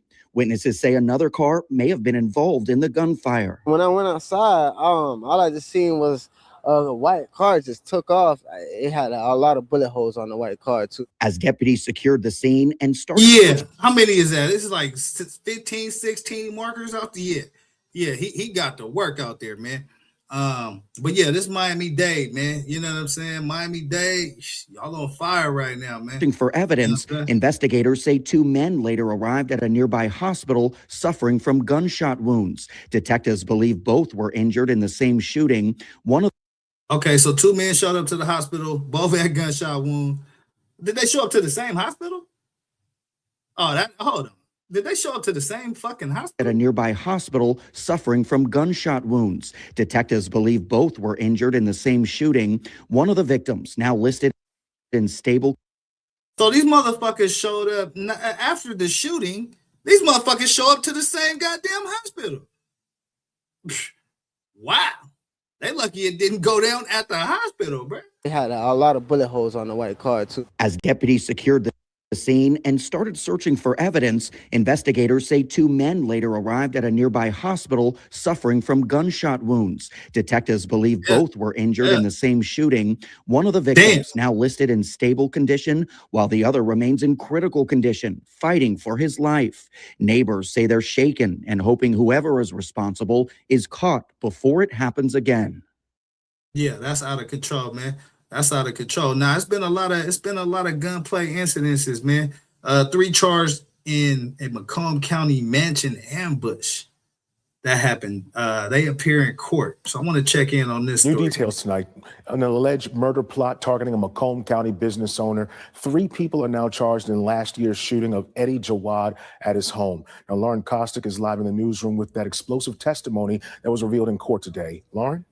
Yeah, Damon, a Macomb County business owner says he was ambushed and shot in his own driveway just days after demanding financial records from his longtime office manager. That explosive testimony came today during a preliminary exam for 3 people accused of plotting his murder. Prosecutors say 32-year-old Jason Martin opened fire. Who this motherfucker look like right here, bro? Oh my. Lonzo Ball looking ass nigga, bro. Who this nigga look like right here, bro? Damn. fire on Eddie Jawad as he backed his SUV out of his Macomb Township garage October 14th. Surveillance video shown in court shows a gunman stepping from between parked cars and firing multiple rounds at the moving vehicle. Wow. So look, he stepped from between these two cars right here and just opened fire. 14th. Surveillance video shown in court shows a gunman stepping from between parked cars and firing multiple rounds at the moving vehicle. Jawad was struck in both legs but survived. Investigators say the shooting happened days after Jawad pressed his longtime office manager, Don Hoffman. Whoa. Oh, he meant business. He showed up ready for work. Because he pulls up, he in between these two cars right here. He hops out. Court shows a gunman stepping from between parked cars and firing multiple rounds at the moving vehicle. Jawad was struck in both legs but survived. Investigators say the shooting happened days after Jawad pressed his longtime office manager, Don Hoffman, for business credit card statements. Hoffman, who handled most of the finances for Jawad's 18 gas stations and other businesses, is now accused of embezzling more than $100,000 from his companies. Jawad said this on the stand today about the shooting. I opened the garage door, and as I was exiting and came toward that gate to leave, I heard a big bang. I thought somebody threw a rock at me or something. What did you do then? Then another bang. Then it was a split decision. What do? Somebody is trying to kill me or shoot me. Do I go to the gate? I don't know if the gate is going to be, it might be stop my car, So right away I turned left and I tried to go the other way to run away from the person. I didn't know how many people were there or who's shooting or nothing. I was very nervous. As of today, Don Hoffman, her husband, Rashad Hoffman, and Martin, Rashad's brother, are all charged with conspiracy to commit first-degree murder. Yeah. Yeah, that's pretty serious, man. They was demanding financial records. The judge wouldn't give up the financial records. So they basically set up on him. You know what I'm saying? Sit between two cars, open fire as he's driving out his driveway. Oh, man. Yeah. Got to be careful out here, man. You know what I'm saying? You never know who is that crazy motherfucker that might turn shit all the way up, man. So, people start asking for suspicious ass financial information. It might be best just to get the fuck away from him. I'll be honest with you, bro. But he in a gated community. You might need a couple dogs or something, man. It ain't really even no way to prevent that, man. If a motherfucker got you like that, chances are he got you. But luckily, the guy was able to walk away with a couple of shots to the leg, and he didn't, his life wasn't taken in this event. So, yeah, man, those three suspects in court, we'll find out what they fate gonna be as it unfolds, man. What else did I want to cover, man? Come on, I'll be this motherfucker, man. Hour and a half, yeah. I'm gonna cover one or two more stories, man, and then I'm gonna get to the main thing. You feel me? Because it's been some very shocking news, but not shocking, but shocking. You know what I'm saying? That it took this damn long to get to this point of what everybody already knew in this David case, man. But yeah, we're gonna get to that in a minute, man. Get the likes up, subscribe to the channels as well, man. I'm on YouTube, Instagram, Twitch, you know what I'm saying, TikTok, you know what I mean, Facebook, Threads, holla at me anywhere, man. I'm everywhere, you know what I mean. What other story did I want to cover? I wanted to look at this real quick. I wanted to look at this story real quick. It says, Hey, Clayton, it says a boy of 11 years old accused of killing his father appears in court.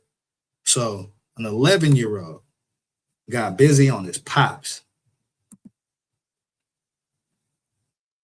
For what? Let's find out. Hey, Clayton, we want to hear from you. What happened that night? How are you holding up, Clayton? So this is the reporters. They trying to question the little boy as he's going into court. It says boy charged as an adult for allegedly killing his father over a Nintendo Switch on his 11th birthday. Man, that's unbelievable right there. Over a motherfucking Nintendo Switch, man. This is the little boy right here. They're accusing of killing his pops on his 11th birthday. Man, you gotta watch your motherfucking kids these days, man. It ain't even the outside world that'll get you. It's that little motherfucker right there that you think love you. Take that Nintendo Switch if you want to. Shit. Ooh, that's nasty work right there, man. Boy charged as an adult for allegedly killing his father over a Nintendo Switch on his 11th birthday, man. Hey, Clayton, we want to hear from you. What happened that night? How are you holding up, Clayton? That's the 11-year-old accused of shooting his adopted father, heading into court, facing the judge today. Thanks for being here at 6. I'm Joel D. Smith. You heard the voice of Lily Sexton trying to talk to Dietz on the way into the courtroom as they discuss those charges. Here's Lily right now with more of what we learned today. Lily. That's right. Today was the first time we got to hear from the lawyer representing 11-year-old Clayton Dietz. Now, they waived inside the courtroom. Dietz waived his right to this preliminary hearing as family members gathered for the child's first day in court. This is Clayton as he walked into the courtroom, accused of shooting his adopted father back in January. Hey, Clayton. Oh, okay. So it was an adopted pop. Okay, that's a little different. I mean, shit, you know what I'm saying? Adopted pops might have been an asshole. You never know. You know what I'm saying? He might have been kicking him around in that motherfucker, man. So, it could be some backstory to this that we don't know about. You know what I'm saying? But right now, this 11-year-old boy is accused of killing his pops over a Nintendo Switch on his 11th birthday.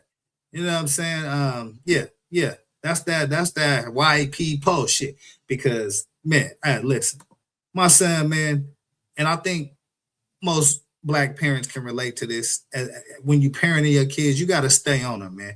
You know what I'm saying? You can't let the video games raise your kids. You can't let the TV raise your kids. You got to stay on their motherfucking ass, man. And so, that's a sad story, man. But yeah, let's check in with this and find out what's going on with this little boy and figure out, is there any hope for his little ass, bro? Because he might be out of there. Waived inside the courtroom. Dietz waived his right to this preliminary hearing as family members gathered for the child's first day in court. This is Clayton as he walked into the courtroom, accused of shooting his adopted father back in January. Hey, Clayton, we want to hear from you. What happened that night? How are you holding up, Clayton? He had no comment outside. According to police, the shooting happened in the middle of the night on January 13th, on Clayton's 11th birthday. Police say Clayton was upset that he was told to go to bed without his Nintendo Switch. Now, during today's preliminary hearing, Clayton and his attorney had the opportunity to convince a judge that there was not enough evidence to bring this case to trial. They decided to waive that right. The judge asked Clayton directly if he was sure of this decision. The child responded yes. The entire proceeding lasting under 5 minutes. Clayton was then escorted out, handcuffs on his hands and feet. Tripping over himself, he told his mother, quote, "It hurts." I spoke to his lawyer. He said he had no comment on their decision to waive today's hearing. Yeah, young man. It definitely hurts, man. When you get them shackles on you, you know what I'm saying? That shit, it is not comfortable. You know what I mean? But you're gonna find out, man. I mean, shit, 11 years old, allegedly kills his stepfather over not being able to get his Nintendo Switch when he went to bed, man. Yeah, man, that's tough right there. Some of these stories, man, that they leave you kind of speechless because you know what I mean. Like you would think that no kid would do this shit, but as you can see, you know what I'm saying. There are outliers in this bitch. So watch your motherfucking kids, man. Don't let them get too attached to shit to where they willing to kill over that shit. I guess is the moral of this motherfucking story, but hit the like set. But laid out his plans for the trial. My goal is going to be to try and get him into juvenile court. Now, Dietz is currently charged as an adult, as all juveniles are when they are facing homicide charges. For now, we're live in Perry County. Lily Sexton, CBS 21 News. Yeah, man. Yeah. So we'll stay tapped in with that. I want to actually find out the outcome of this case. Are they gonna go full speed with the murder, with the charges of unaliving his stepfather, or because of his age and you know, probably some other mental factors, will they be able to, you know, reduce some of those charges for this young man? But yeah, that's a wild story, man. Y'all let me know in the comments, man, how y'all feeling about this shit, man. Y'all got any stories y'all want me to cover as well? Hit my inbox, you know what I'm saying? Instagram, probably the best way. But yeah, throw them stories in there, man, because yeah, I'm here for the people, man. I'm doing this shit for y'all, man. You know what I mean? I'm doing this shit for you. What else did I want to go over, man? Is there anything else I wanted to look at before I get to the real deal, Holyfield of this whole shit? Nah, man. Yeah, let's get to it, man. Let's get to it. We're finna get to it, man. So it's been some updates, man. It's been some updates.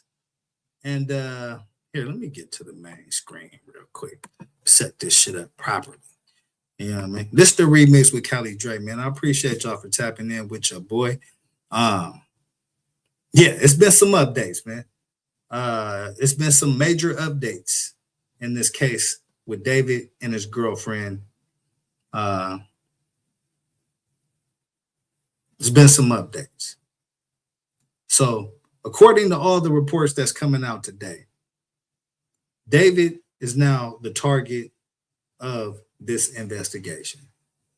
He is the primary suspect in the murder of his girlfriend, and court documents reveal that I guess they in a grand jury right now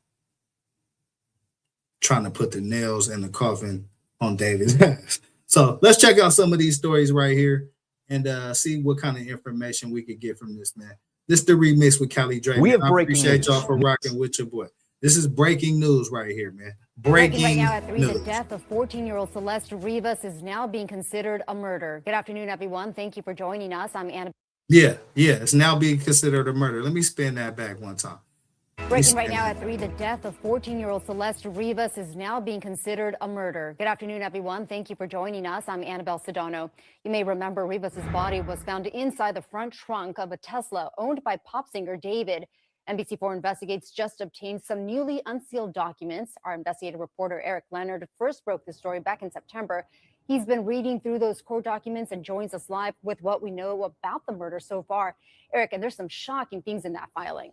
Certainly unsettling. And it was a court hearing in Texas that has given us insight into this case that we ordinarily would never see here in Southern California. And that's because the investigation is still wrapped up in a secret grand jury investigation into the teen's death.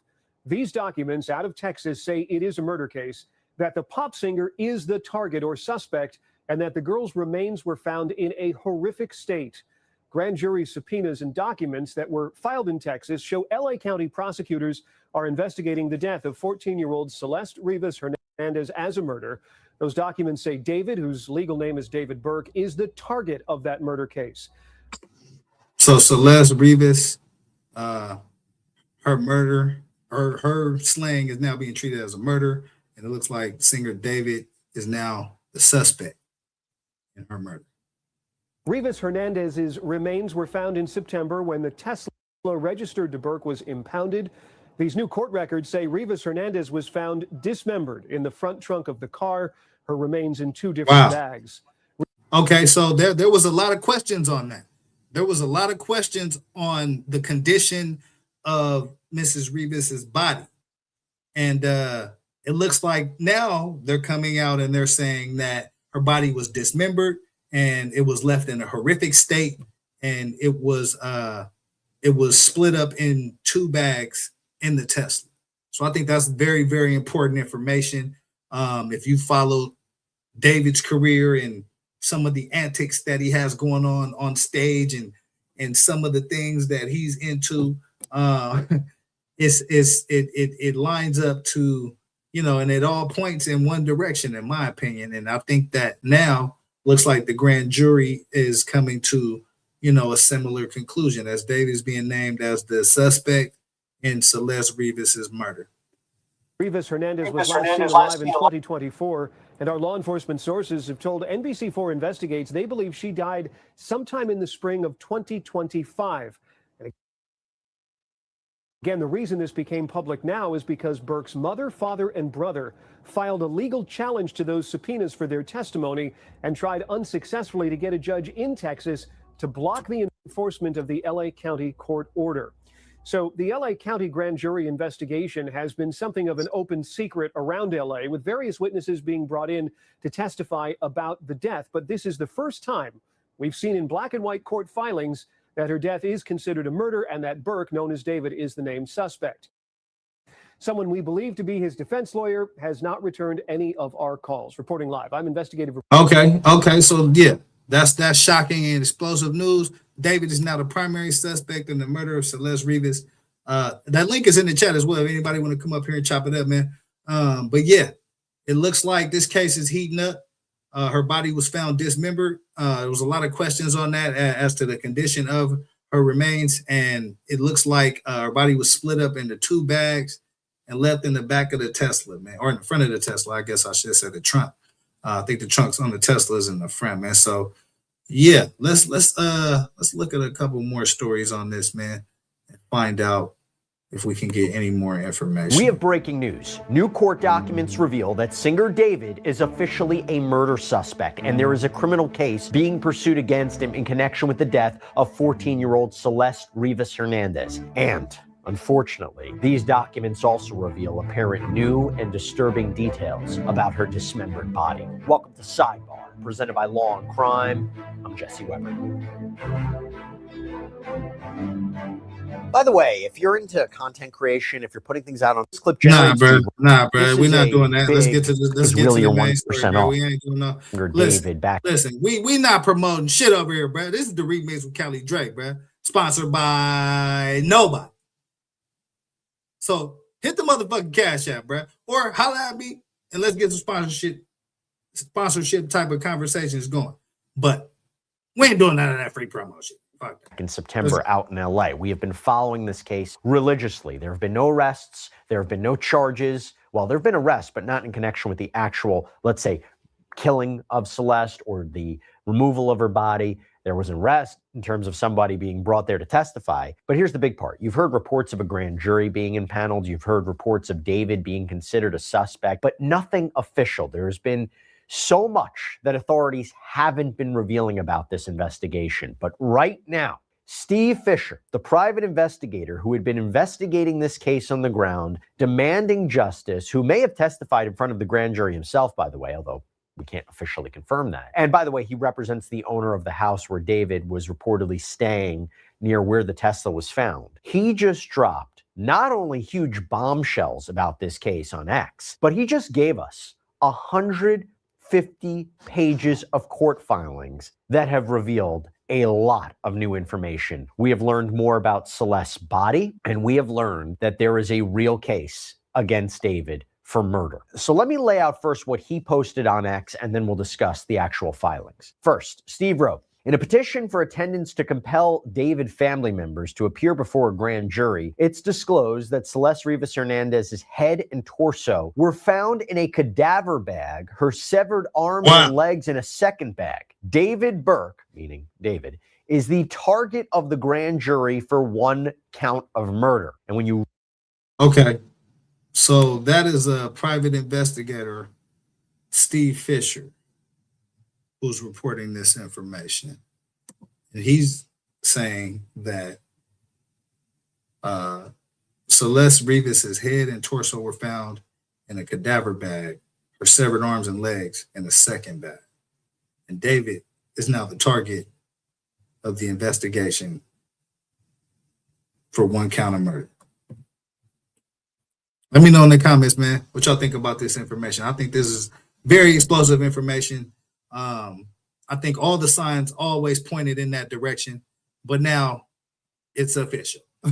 David is most definitely the suspect of this investigation, and he's the target. And, you know, we'll see what other information comes out. I know his best friend was arrested. Maybe like a few weeks ago, I did a show when his friend, Neil Langston, I believe was his name, he was arrested in Montana. And they extradited his ass back to LA. So let's find out what else we can uncover with this situation, man. Get the likes up. Bag. David Burke, meaning David, is the target of the grand jury for one count of murder. And when you read from the screenshots that he posted, and we'll talk about this more from the actual filing, people of the state of California v. David Burke. Nathan Hochman at the top, so that's the LA County District Attorney. Beth Silverman is the assistant DA. We've mentioned her too, so this is confirming there is a real case. They are the prosecutors, including her. Saw her coming in and out of court before. And then the filing states that there is now pending in the Superior Court of the County of Los Angeles the above entitled grand jury investigation by the state of California against target David Burke, wherein target may be involved in having committed the following criminal offenses against the laws of the state of California, to wit, one count of murder. This is big. This is big because it was always a question of whether or not they were really investigating him and gathering evidence regarding a murder charge. And when Yeah, I think that's very true, man. There was a lot of questions about, what exactly did the investigators have? What evidence did they have connecting David? And so now it looks like they're starting to tip their hand and show some of their cards.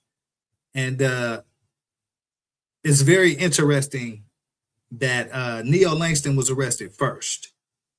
And so that was maybe a few weeks ago. Right after he's arrested, they're naming David as the primary suspect. So I don't know what that says to y'all, but I know what the fuck it says to me.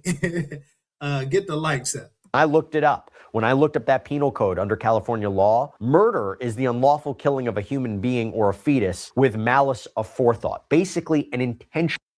Okay, so yeah, let's get past this, man. I think we can kind of figure out what that's all about. I want to get some more information on what's going on with David and the case, and not a dissertation on the meaning of unaliving somebody. Man, get the likes up. There were theories out there that, let's say, Celeste had died as an accident. Let's say Celeste died from a drug overdose and there was a panic and there was just an instance of trying to dismember her body or dispose of her body or hide her body. Remember, at one point you heard from authorities maybe there was nothing beyond just the removal of her body that was being investigated.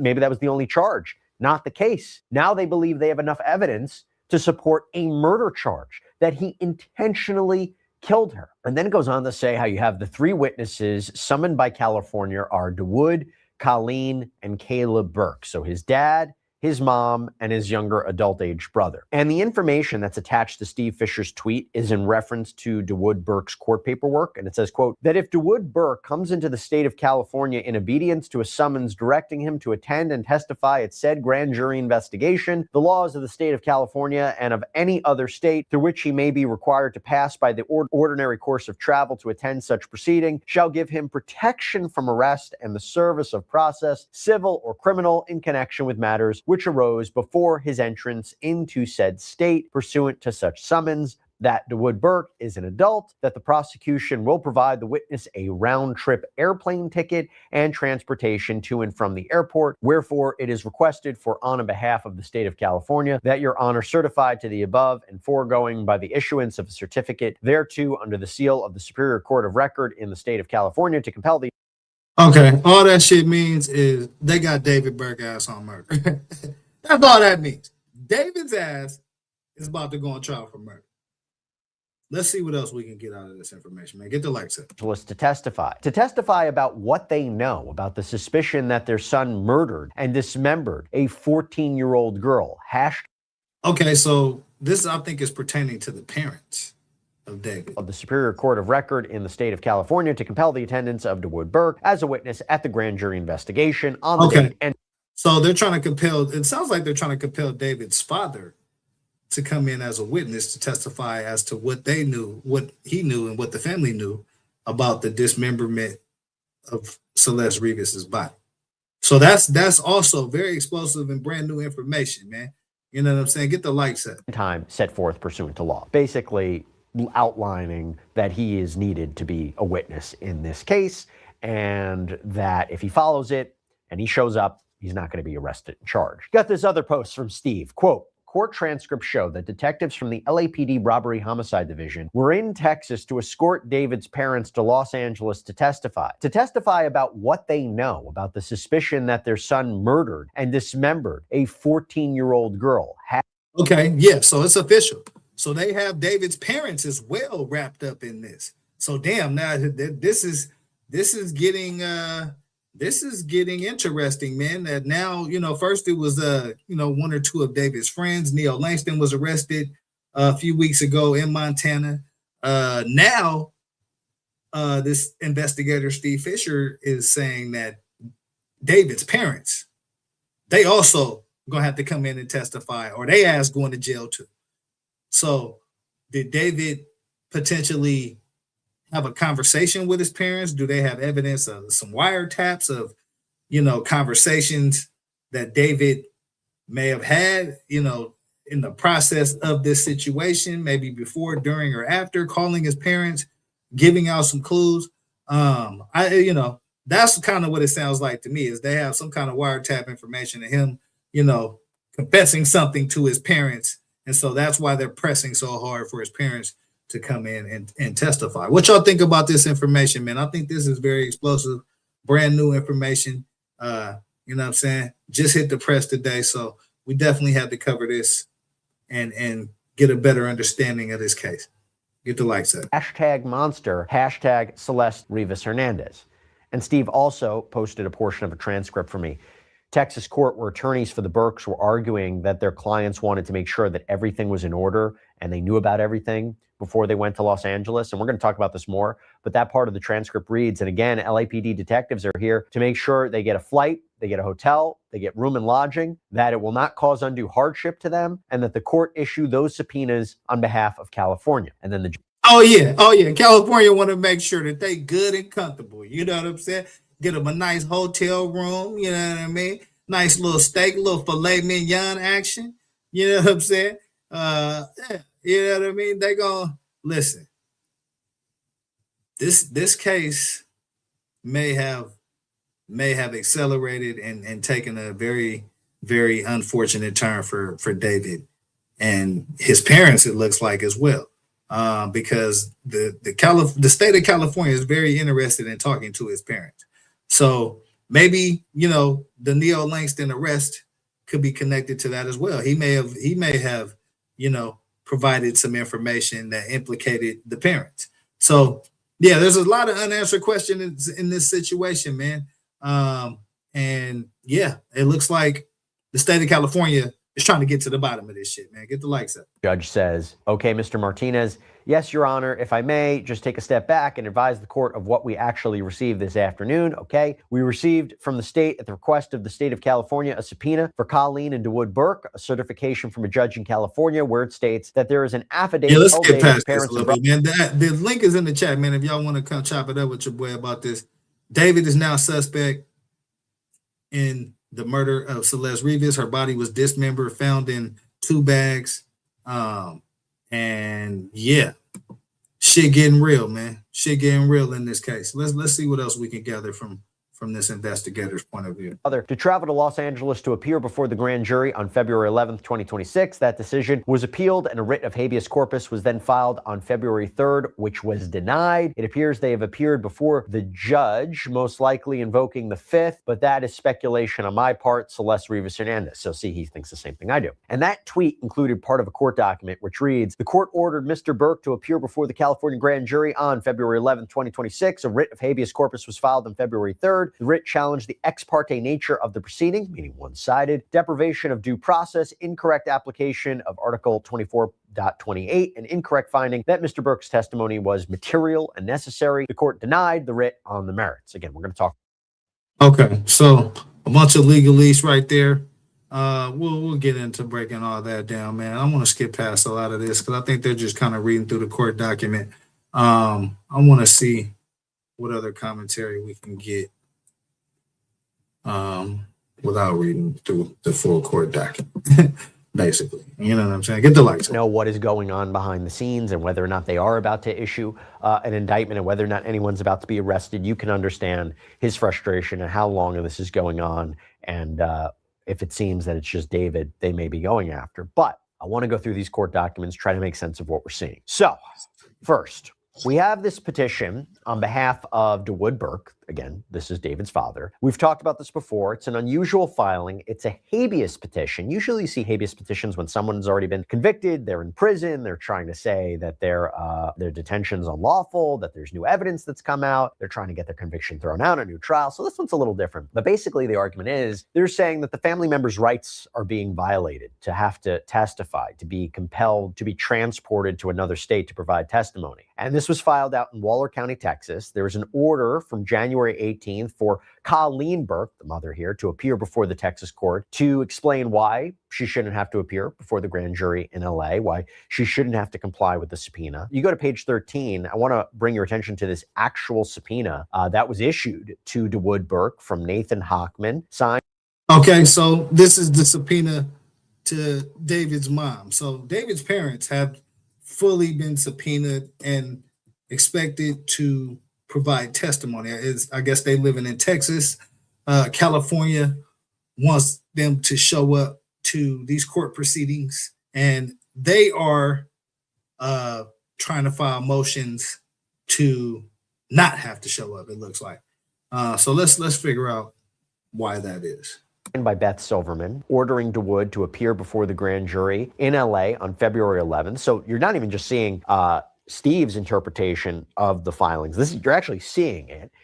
These are actual court documents and interpretation. But now I want to get into the document that Steve took a screenshot of. It is a petition for attendance of out-of-state witness. They were filed for Colleen, Caleb, and DeWood, with the main crux of the filings being the same, but there's some slight differences that we'll get into. But this is the real details about the case that we want to get into. Quote, "It is alleged in this case that the target may be involved in the death of 14-year-old victim Celeste Rivas Hernandez, who may have been a victim of foul play. Her severely decomposed, dismembered body," there was a mixed reporting on whether it was dismembered body, "was found in the front trunk of Target's Tesla on September 8th, 2025. Okay, so David is the target for any, if there was any questions about that part, I can fill that in very easily. David is the motherfucking target. And so it says it alleges that in this case, the target, David, may be involved in the death of 14-year-old victim Celeste Rivas Hernandez, who was a victim, who may have been a victim of foul play. Her severely decomposed and dismembered body was found in the front trunk of Target David. I'm just inserting that just so y'all know. That's the target, David. You know what I'm saying? It was found in his Tesla on September 8th. So, Nikki 901, salute. Yeah, man. So it looks like David is now in the crosshairs fully of this investigation, man. And it's not looking good. It looks like his parents been wrapped up into this. They've shown court documents where their parents, David's parents, have been subpoenaed. They have tried to file a motion to not have to comply with that subpoena. And that's kind of the stage that the parents are at. But the parents are most definitely being requested to come to California, get real comfy, and testify. You know what I'm saying? California has said that they'll provide travel. They're going to provide lodging. You know what I mean? You know what I mean? They're going to get the food. They got the food costs. You know what I mean? So all that, man, they're going to make them real comfortable. And so that tells me that either David or somebody that's connected and around David has either had communications regarding this case with the parents, or, you know, more likely to me, David said something to his parents. But, you know, I don't know the relationship that he has, that his parents have with the family and all that. But, you know, that could be the most likely thing to me. Y'all let me know in the comments what y'all think, man. But yeah, we breaking down this situation, man. David is now the primary suspect in the Celeste Rivas murder. Her body was dismembered, found in 2 bags in the front trunk of the Tesla, and it was decomposed, dismembered, and she was a victim of foul play. 14-year-old victim, Celeste Rivas Hernandez, who may have been a victim of foul play. Her severely decomposed, dismembered body, there was a mixed reporting on whether it was dismembered body, was found in the front trunk of Target's Tesla on September 8th, 2025. On September 8th, 2025, at approximately 10:30 hours, Los Angeles Police Department detectives received a phone call from the manager of Hollywood Area Official Police Garage. The manager stated a black Tesla Model X had been impounded as an abandoned vehicle by the Department of Transportation on September 5th, 2025. The manager told police there was a strong smell of decay coming from the vehicle, which was attracting flies. LAPD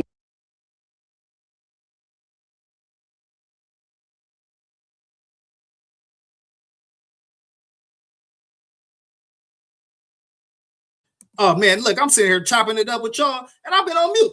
You know what I'm saying? I'm gonna fast forward through a little bit of this, man, so we can get to a little bit more analysis and commentary. But that link is in the chat. Anybody want to pop up, chop it up about this situation, about this story, man? That link is in the chat. Get the likes up. Is redacted too. Just want to make note of that. From there, we have this application for writ of habeas corpus. So the basic argument is that under Texas law, a court can only force a resident to testify in another state after there is a meaningful hearing, a meaningful notice. That the argument is DeWood, and maybe everybody else here, the other family members, never saw the full documents that would justify them going to LA to have to testify, that there's not enough to justify them going there. Now, I'm not going to go through the whole legal argument, but you get the main idea that no one should be confined or restrained, especially imprisoned, if they don't comply with a subpoena unless they have meaningful notice, a meaningful understanding of what all this is about. But later on, you'll see there was an order by the court where that writ of habeas corpus was denied. Now, there's more, but those are... Yeah, so that means basically David's parents tried to get out of coming to California to testify, and the court thus far said, "Nah, bro, bring that ass here."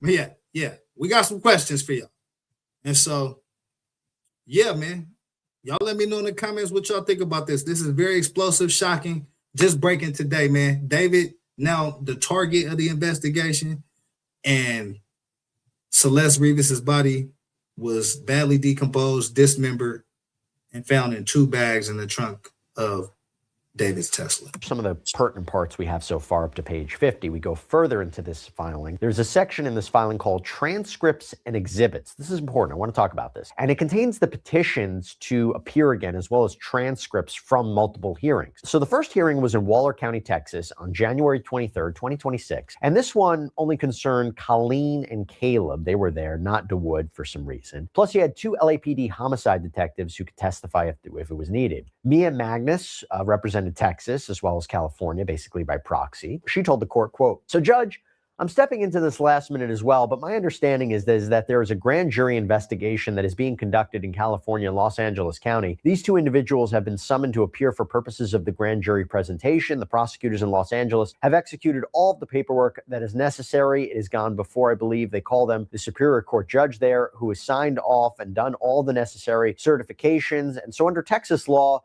Code of Criminal Procedure, Article 24.28, which is the Uniform Act to secure attendance of witnesses from without the state, are now before you for the court to make a determination that California has complied with the rules that would authorize a Texas court, you being a district court judge." Okay, so that's just the courts going back and forth with they lingo, trying to get David's parents to come testify. I'm trying to see what else they have in this before I go to the next one. Would be explored with our client. But Magnus argued that the determination about materiality of these witnesses, that was already made by a California judge. So all the Texas judge needs to do was just make sure the paperwork was all in order, tell the witnesses they need to go. Right. And the judge says that actually, since this was so last minute. Okay, so this is Neil Langston right here. This is David's best friend who was arrested a few weeks ago in Montana. So I find it interesting that, he's arrested first, and a couple of weeks later, David's now the target of this whole investigation. When there were questions as to, was it David? Was it someone in his inner circle who, was responsible for Celeste Rivas losing her life? But yeah, it looks like the authorities in California are saying that David is now the target and suspect of this investigation.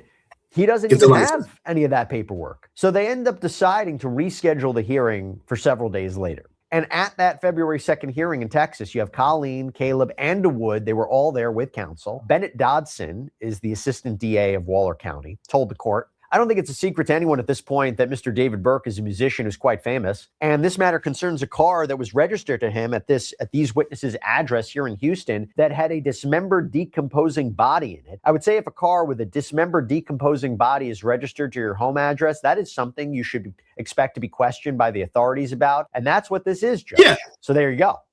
Yeah, most definitely. I mean, that's pretty fucking obvious, I would say. You know what I mean?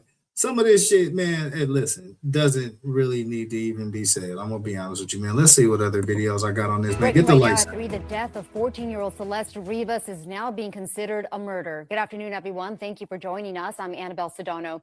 You may remember Rivas's body was found inside the front trunk of a Tesla owned by pop singer David. NBC4 Investigates just obtained some newly unsealed documents. Our investigative reporter Eric Leonard first broke the story back in September. He's been reading through those court documents and joins us live with what we know about the murder so far. Eric, and there's some shocking things in that filing. Certainly unsettling. And it was a court hearing in Texas that has given us insight into this case that we ordinarily would never see here in Southern California. And that's because the investigation is still wrapped up in a secret grand jury investigation into the teen's death. These documents out of Texas say it is a murder case, that the pop singer is the target or suspect, and that the girl's remains were found in a horrific state.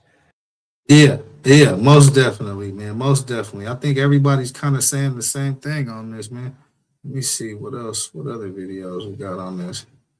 What is this right here? Singer David has been named in a grand jury murder investigation into the death of Celeste Rivas Hernandez. The celeb, whose real name is David Anthony Burke, was referred to as a, quote, target of the grand jury case in a court petition for the attendance of an out-of-state witness, according to a court document obtained by E! News. In addition, NBC News reports that elsewhere in the filing, a prosecutor said David, a 20-year-old from Texas, may be involved in the death of 14-year-old victim Celeste Rivas Hernandez, who may have been a victim of foul play. E! News has reached out to David's rep and the Los Angeles County District Attorney's Office for comment about the petition, but hasn't heard back. In September, decomposing remains belonging to Rivas Hernandez, who was reported missing in 2024, were found in the front trunk of a Tesla registered to David. The car, which authorities said was originally reported abandoned in the Hollywood Hills in late August, had been sitting in a Los Angeles impound lot for several days before police were called to the scene over reports of a foul odor emanating from the vehicle. Upon the gruesome discovery, detectives searched a property near where the car was towed that David, who was on a national tour at the time, had allegedly stayed at prior to leaving town, law enforcement sources with knowledge of the case told ABC News. In November, David was named a suspect in connection to Rivas Hernandez's death, sources with direct knowledge told NBC4, ABC7, and TMZ. Though David's rep previously said the musician was fully cooperating with authorities, a Los Angeles Police Department source told NBC4 at the time that he had not been cooperative in the investigation. A document issued by an LAPD detective and obtained by the Los Angeles Times in November characterized Rivas Hernandez's case as an investigation into murder. As police continue to investigate Rivas Hernandez's death, her family said they were heartbroken and devastated by this tragic loss.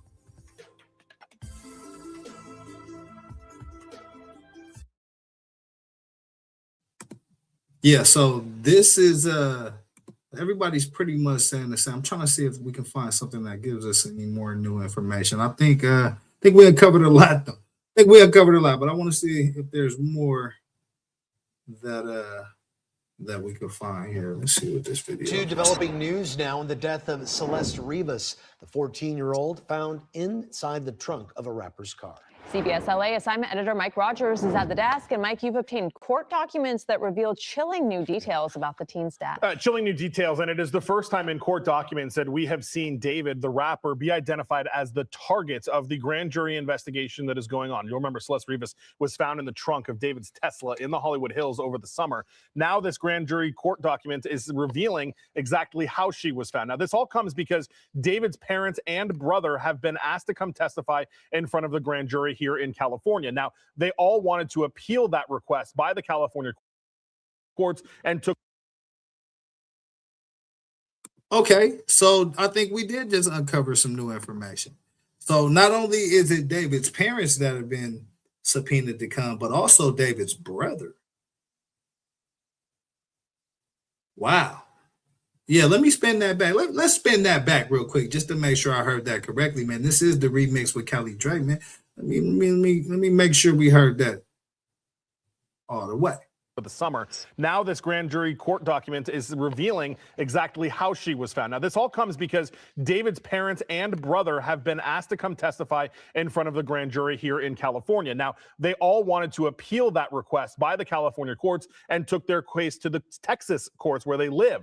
Now a lower court in Texas denied the request, so they took it to the appeals court. That is where we are obtaining these documents from. The documents in LA County and the lower court in Texas are all sealed, but because it was appealed to the appellate court in Texas, that's how we were able to get them. And I want to show you some of the new details that we are getting out of these court documents. A part of it are on my screen right now. Okay, so I think that's another interesting bit of information.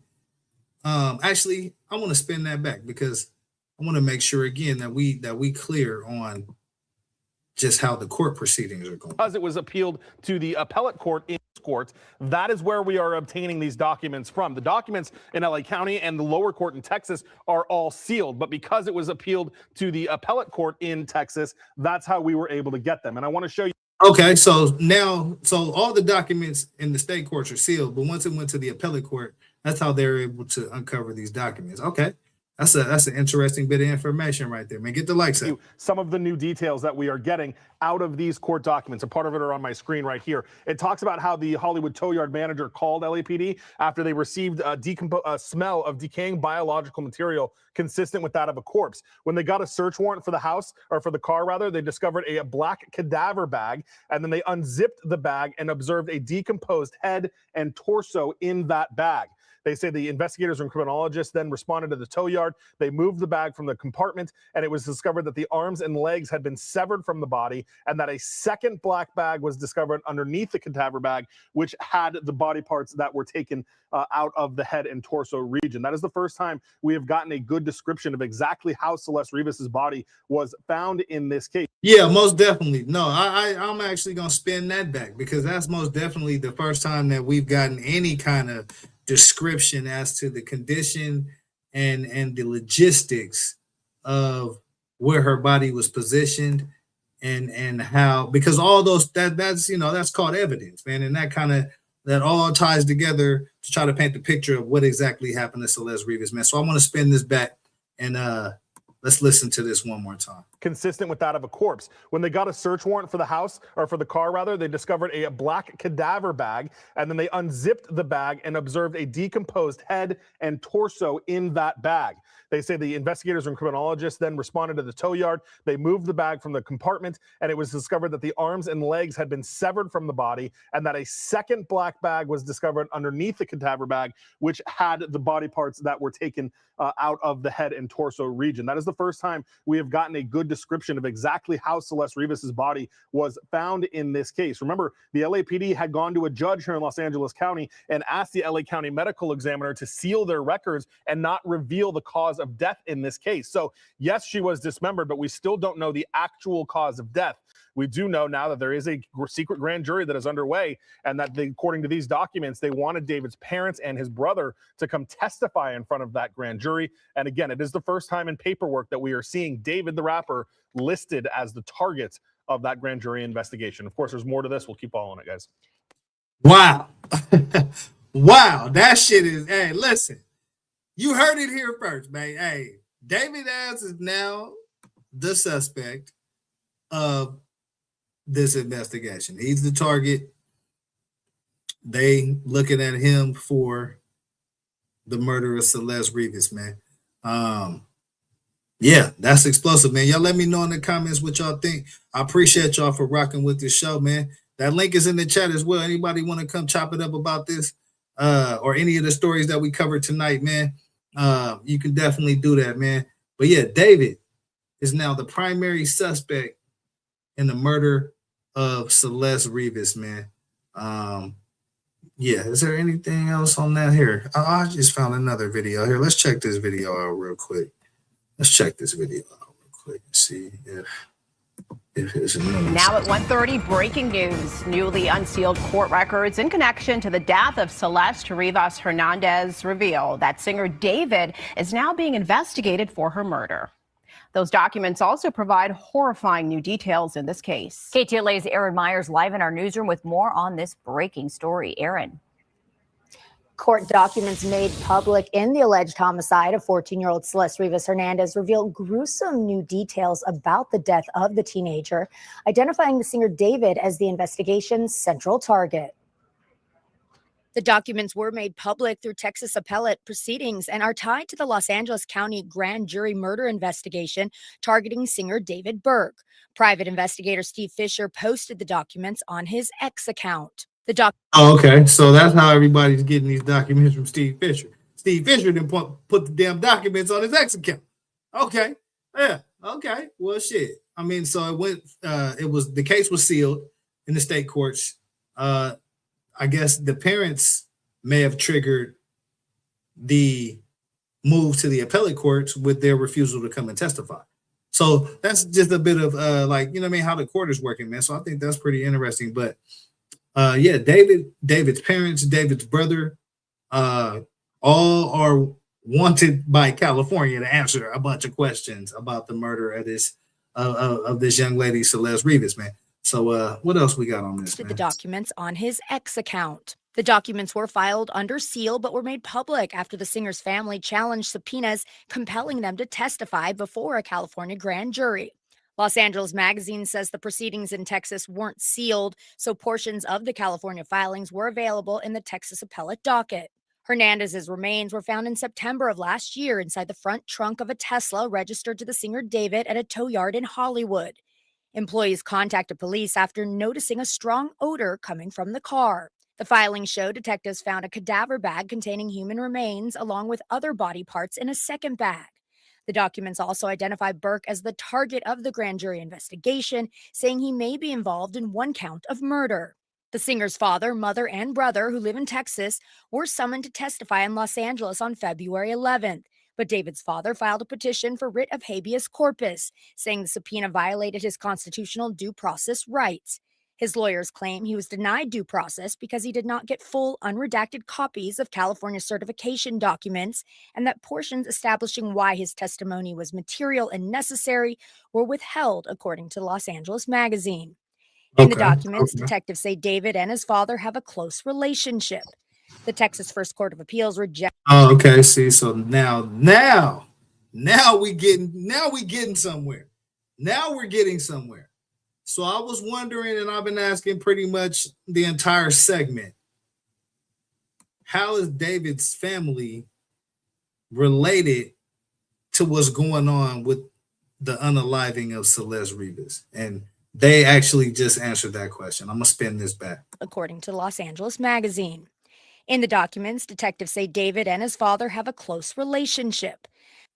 There we go. So that tells me right there, them pointing that out and highlighting that in the court documents lets me know that David may have said something to his father about what happened, and they may have, and this may have been recent, because I mean, this would have had to have been recent, because if you think about it, it could, you know, it likely wasn't around the time of the murder, because maybe they had them tagged. Yeah, well, you never know when the feds got, you know, started investigating David, quote unquote. So I would think that it would have been more recently that, you know, David may have shared some information that, you know, something incriminating with his father.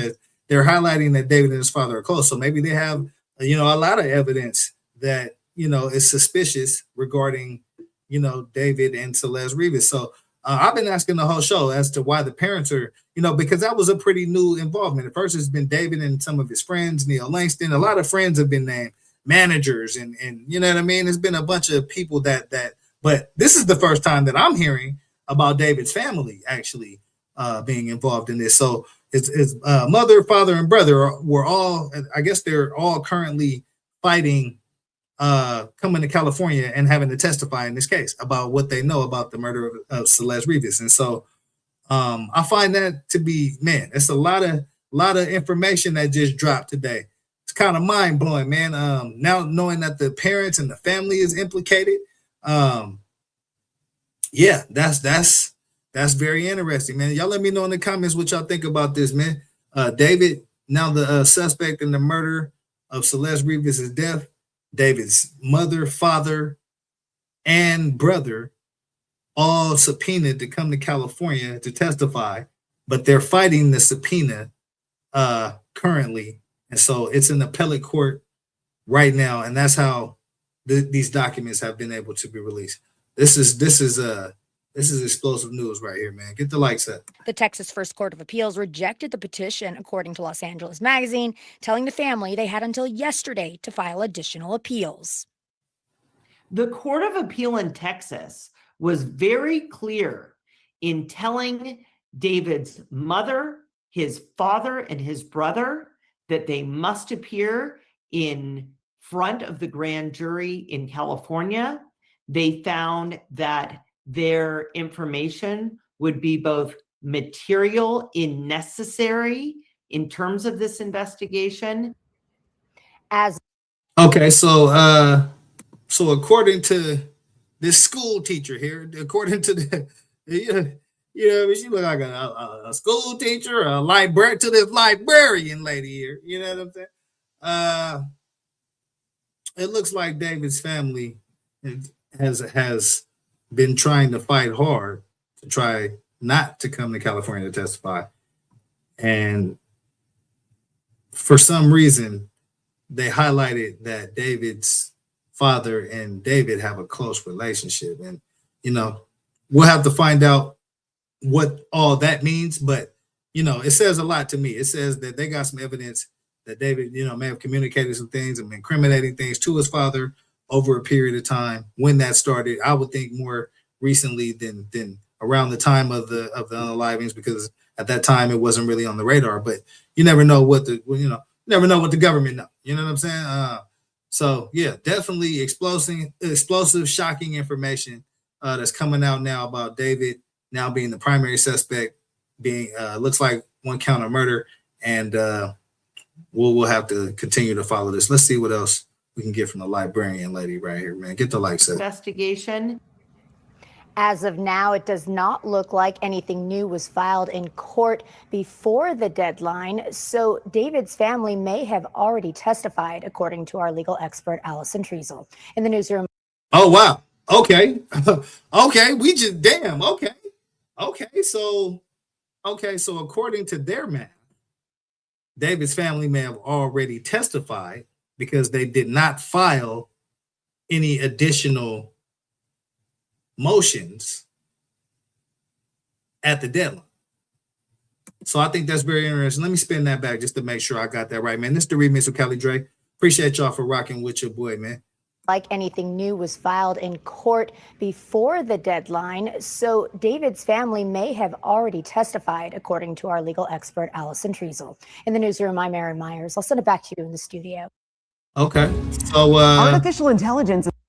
Nah, we're not on that tonight. I'm gonna that's coming up though. Upcoming, man. We're gonna spare. Listen, hey, I'm gonna blow y'all fucking mind on this next generation shit. But tonight, right now, you know what I'm saying? We on this David topic, man. What the fuck is going on?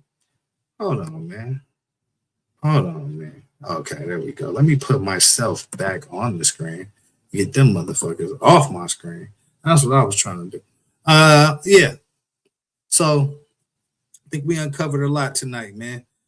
We found out that David is now the suspect in the murder of Celeste Rivas.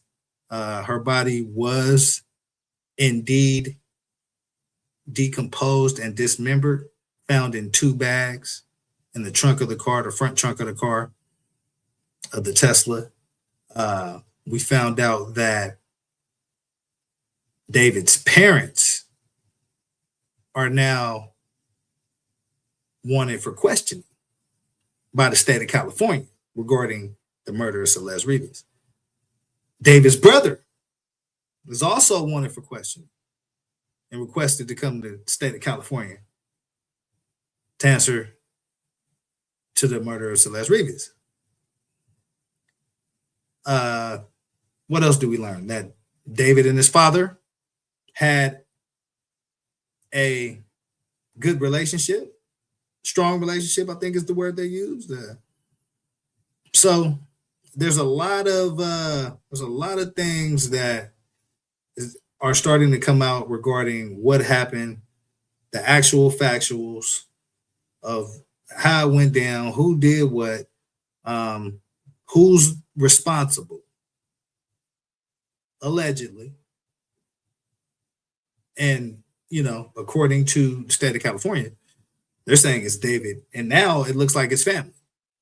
So, man, explosive, shocking news, man. Y'all let me know what y'all think about that in the comments.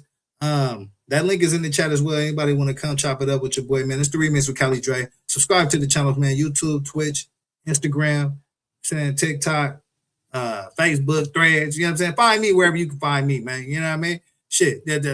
Let me know where you at. I'll pull up over in that motherfucker. You know what I mean? And kick up a bunch of shit. And, you know what I mean? We'll get to some political. You know what I mean? We'll get to some, you know what I'm saying? We'll get to some hip hop, some music. We get to whatever y'all trying to get to, man. But I appreciate y'all for rocking with your boy. I appreciate y'all for running the views up. You know what I'm saying? Subscribing to the channels. I got damn near like a long way to go. You know what I'm saying? So help a brother get to the mountaintop. You know what I'm saying? Share the lives, hit the hype buttons, hit the cash app. You know what I mean? And help a black man succeed around this bitch, man. But yeah, I think that's it, man. Do I have anything else I wanted to talk about? Man, I've been this motherfucker 2.5 hours, man. I'm probably tired of listening to my podcast. So I'm finna kick rocks, as they say. You know what I'm saying? But definitely keep tuning in, man. I'm gonna try to bring y'all a lot of dope content. I got a bunch of stuff planned, some interviews and just different things, man. I'm gonna try to probably hit the streets with the content a little bit. So yeah, man, stay tuned, man. I got a lot of things cooking, man. Subscribe to the Remix with Cali Dre. Tap in with my man Boss Man Hog as well. He kicking out a bunch of dope music. You know what I'm saying? Dope producer. You know what I mean? And been doing this thing for a while. So definitely check in with Boss Man Hog out of San Diego, California, man. Doing his motherfucking thing, man. You know what I'm saying? We think we finna wrap this shit up tonight, man. But I appreciate y'all for rocking with your boy. And what is this? The 26th. We still in Black History Month. So shit. It should be Black History Year around this bitch, bro. Why we get the shortest month in this motherfucker, bro? That's one thing I want to talk to y'all about before I get up out this motherfucker, man. Why are we in the shortest month celebrating Black History? We should have every motherfucking month, to be honest with you. Like, let's keep it real about that. But if you only gonna confine us to 1 month, why you gonna give us the month that change every goddamn year? So you don't even know if the last month's on the 29th, the 28th, the 31st, the 32nd. Like, I don't know when the fuck February. Like, come on, bro. They playing games with us, bro. It's subliminal. It's some subliminal bullshit, man. And I'm tired of it. So, you know, that's my Black Panther rant for the day. You know what I'm saying? But that's some bullshit, though, man. Hey, Trump, you want to impress me? Get us about this February shit and get us to a longer month, bro. You know what I'm saying? And give me my motherfucking Doge money, bro. That tariff dividend check would be nice, too. But good luck. I won't hold my motherfucking breath, man. I'm out this bitch, man. I'll holler at y'all on another day, man. Peace. Money on my mind, got my money in my mind, right? Money on my mind, got no time for that limelight. I'm from California, man, I guess we'll start with that. Banged out starter caps, glued to the cul-de-sac, looking like an artifact, trying to get their money back. Yellow jackets coming, mama about to have a heart attack. Southeast San Diego, we was at the heart of that. You moved about the hood, my nigga, you ain't want no part of that. Move to work and let the money drip the laundry mat. I pray to God the homie get his little daughter back. So many problems and it's not even a part of rap. So many suckers and they hating and they copycat. And life is bigger than these bitches that you hollered at. And if you bleed it out, I better get $3 back. And all I'm giving is the facts. Pay attention to the stats and never making mention of the jacks. Gotta keep the money stacked, work your way through the traps. Money motivated to the max. Money on my mind, got my money in my mind, right? Money on my mind.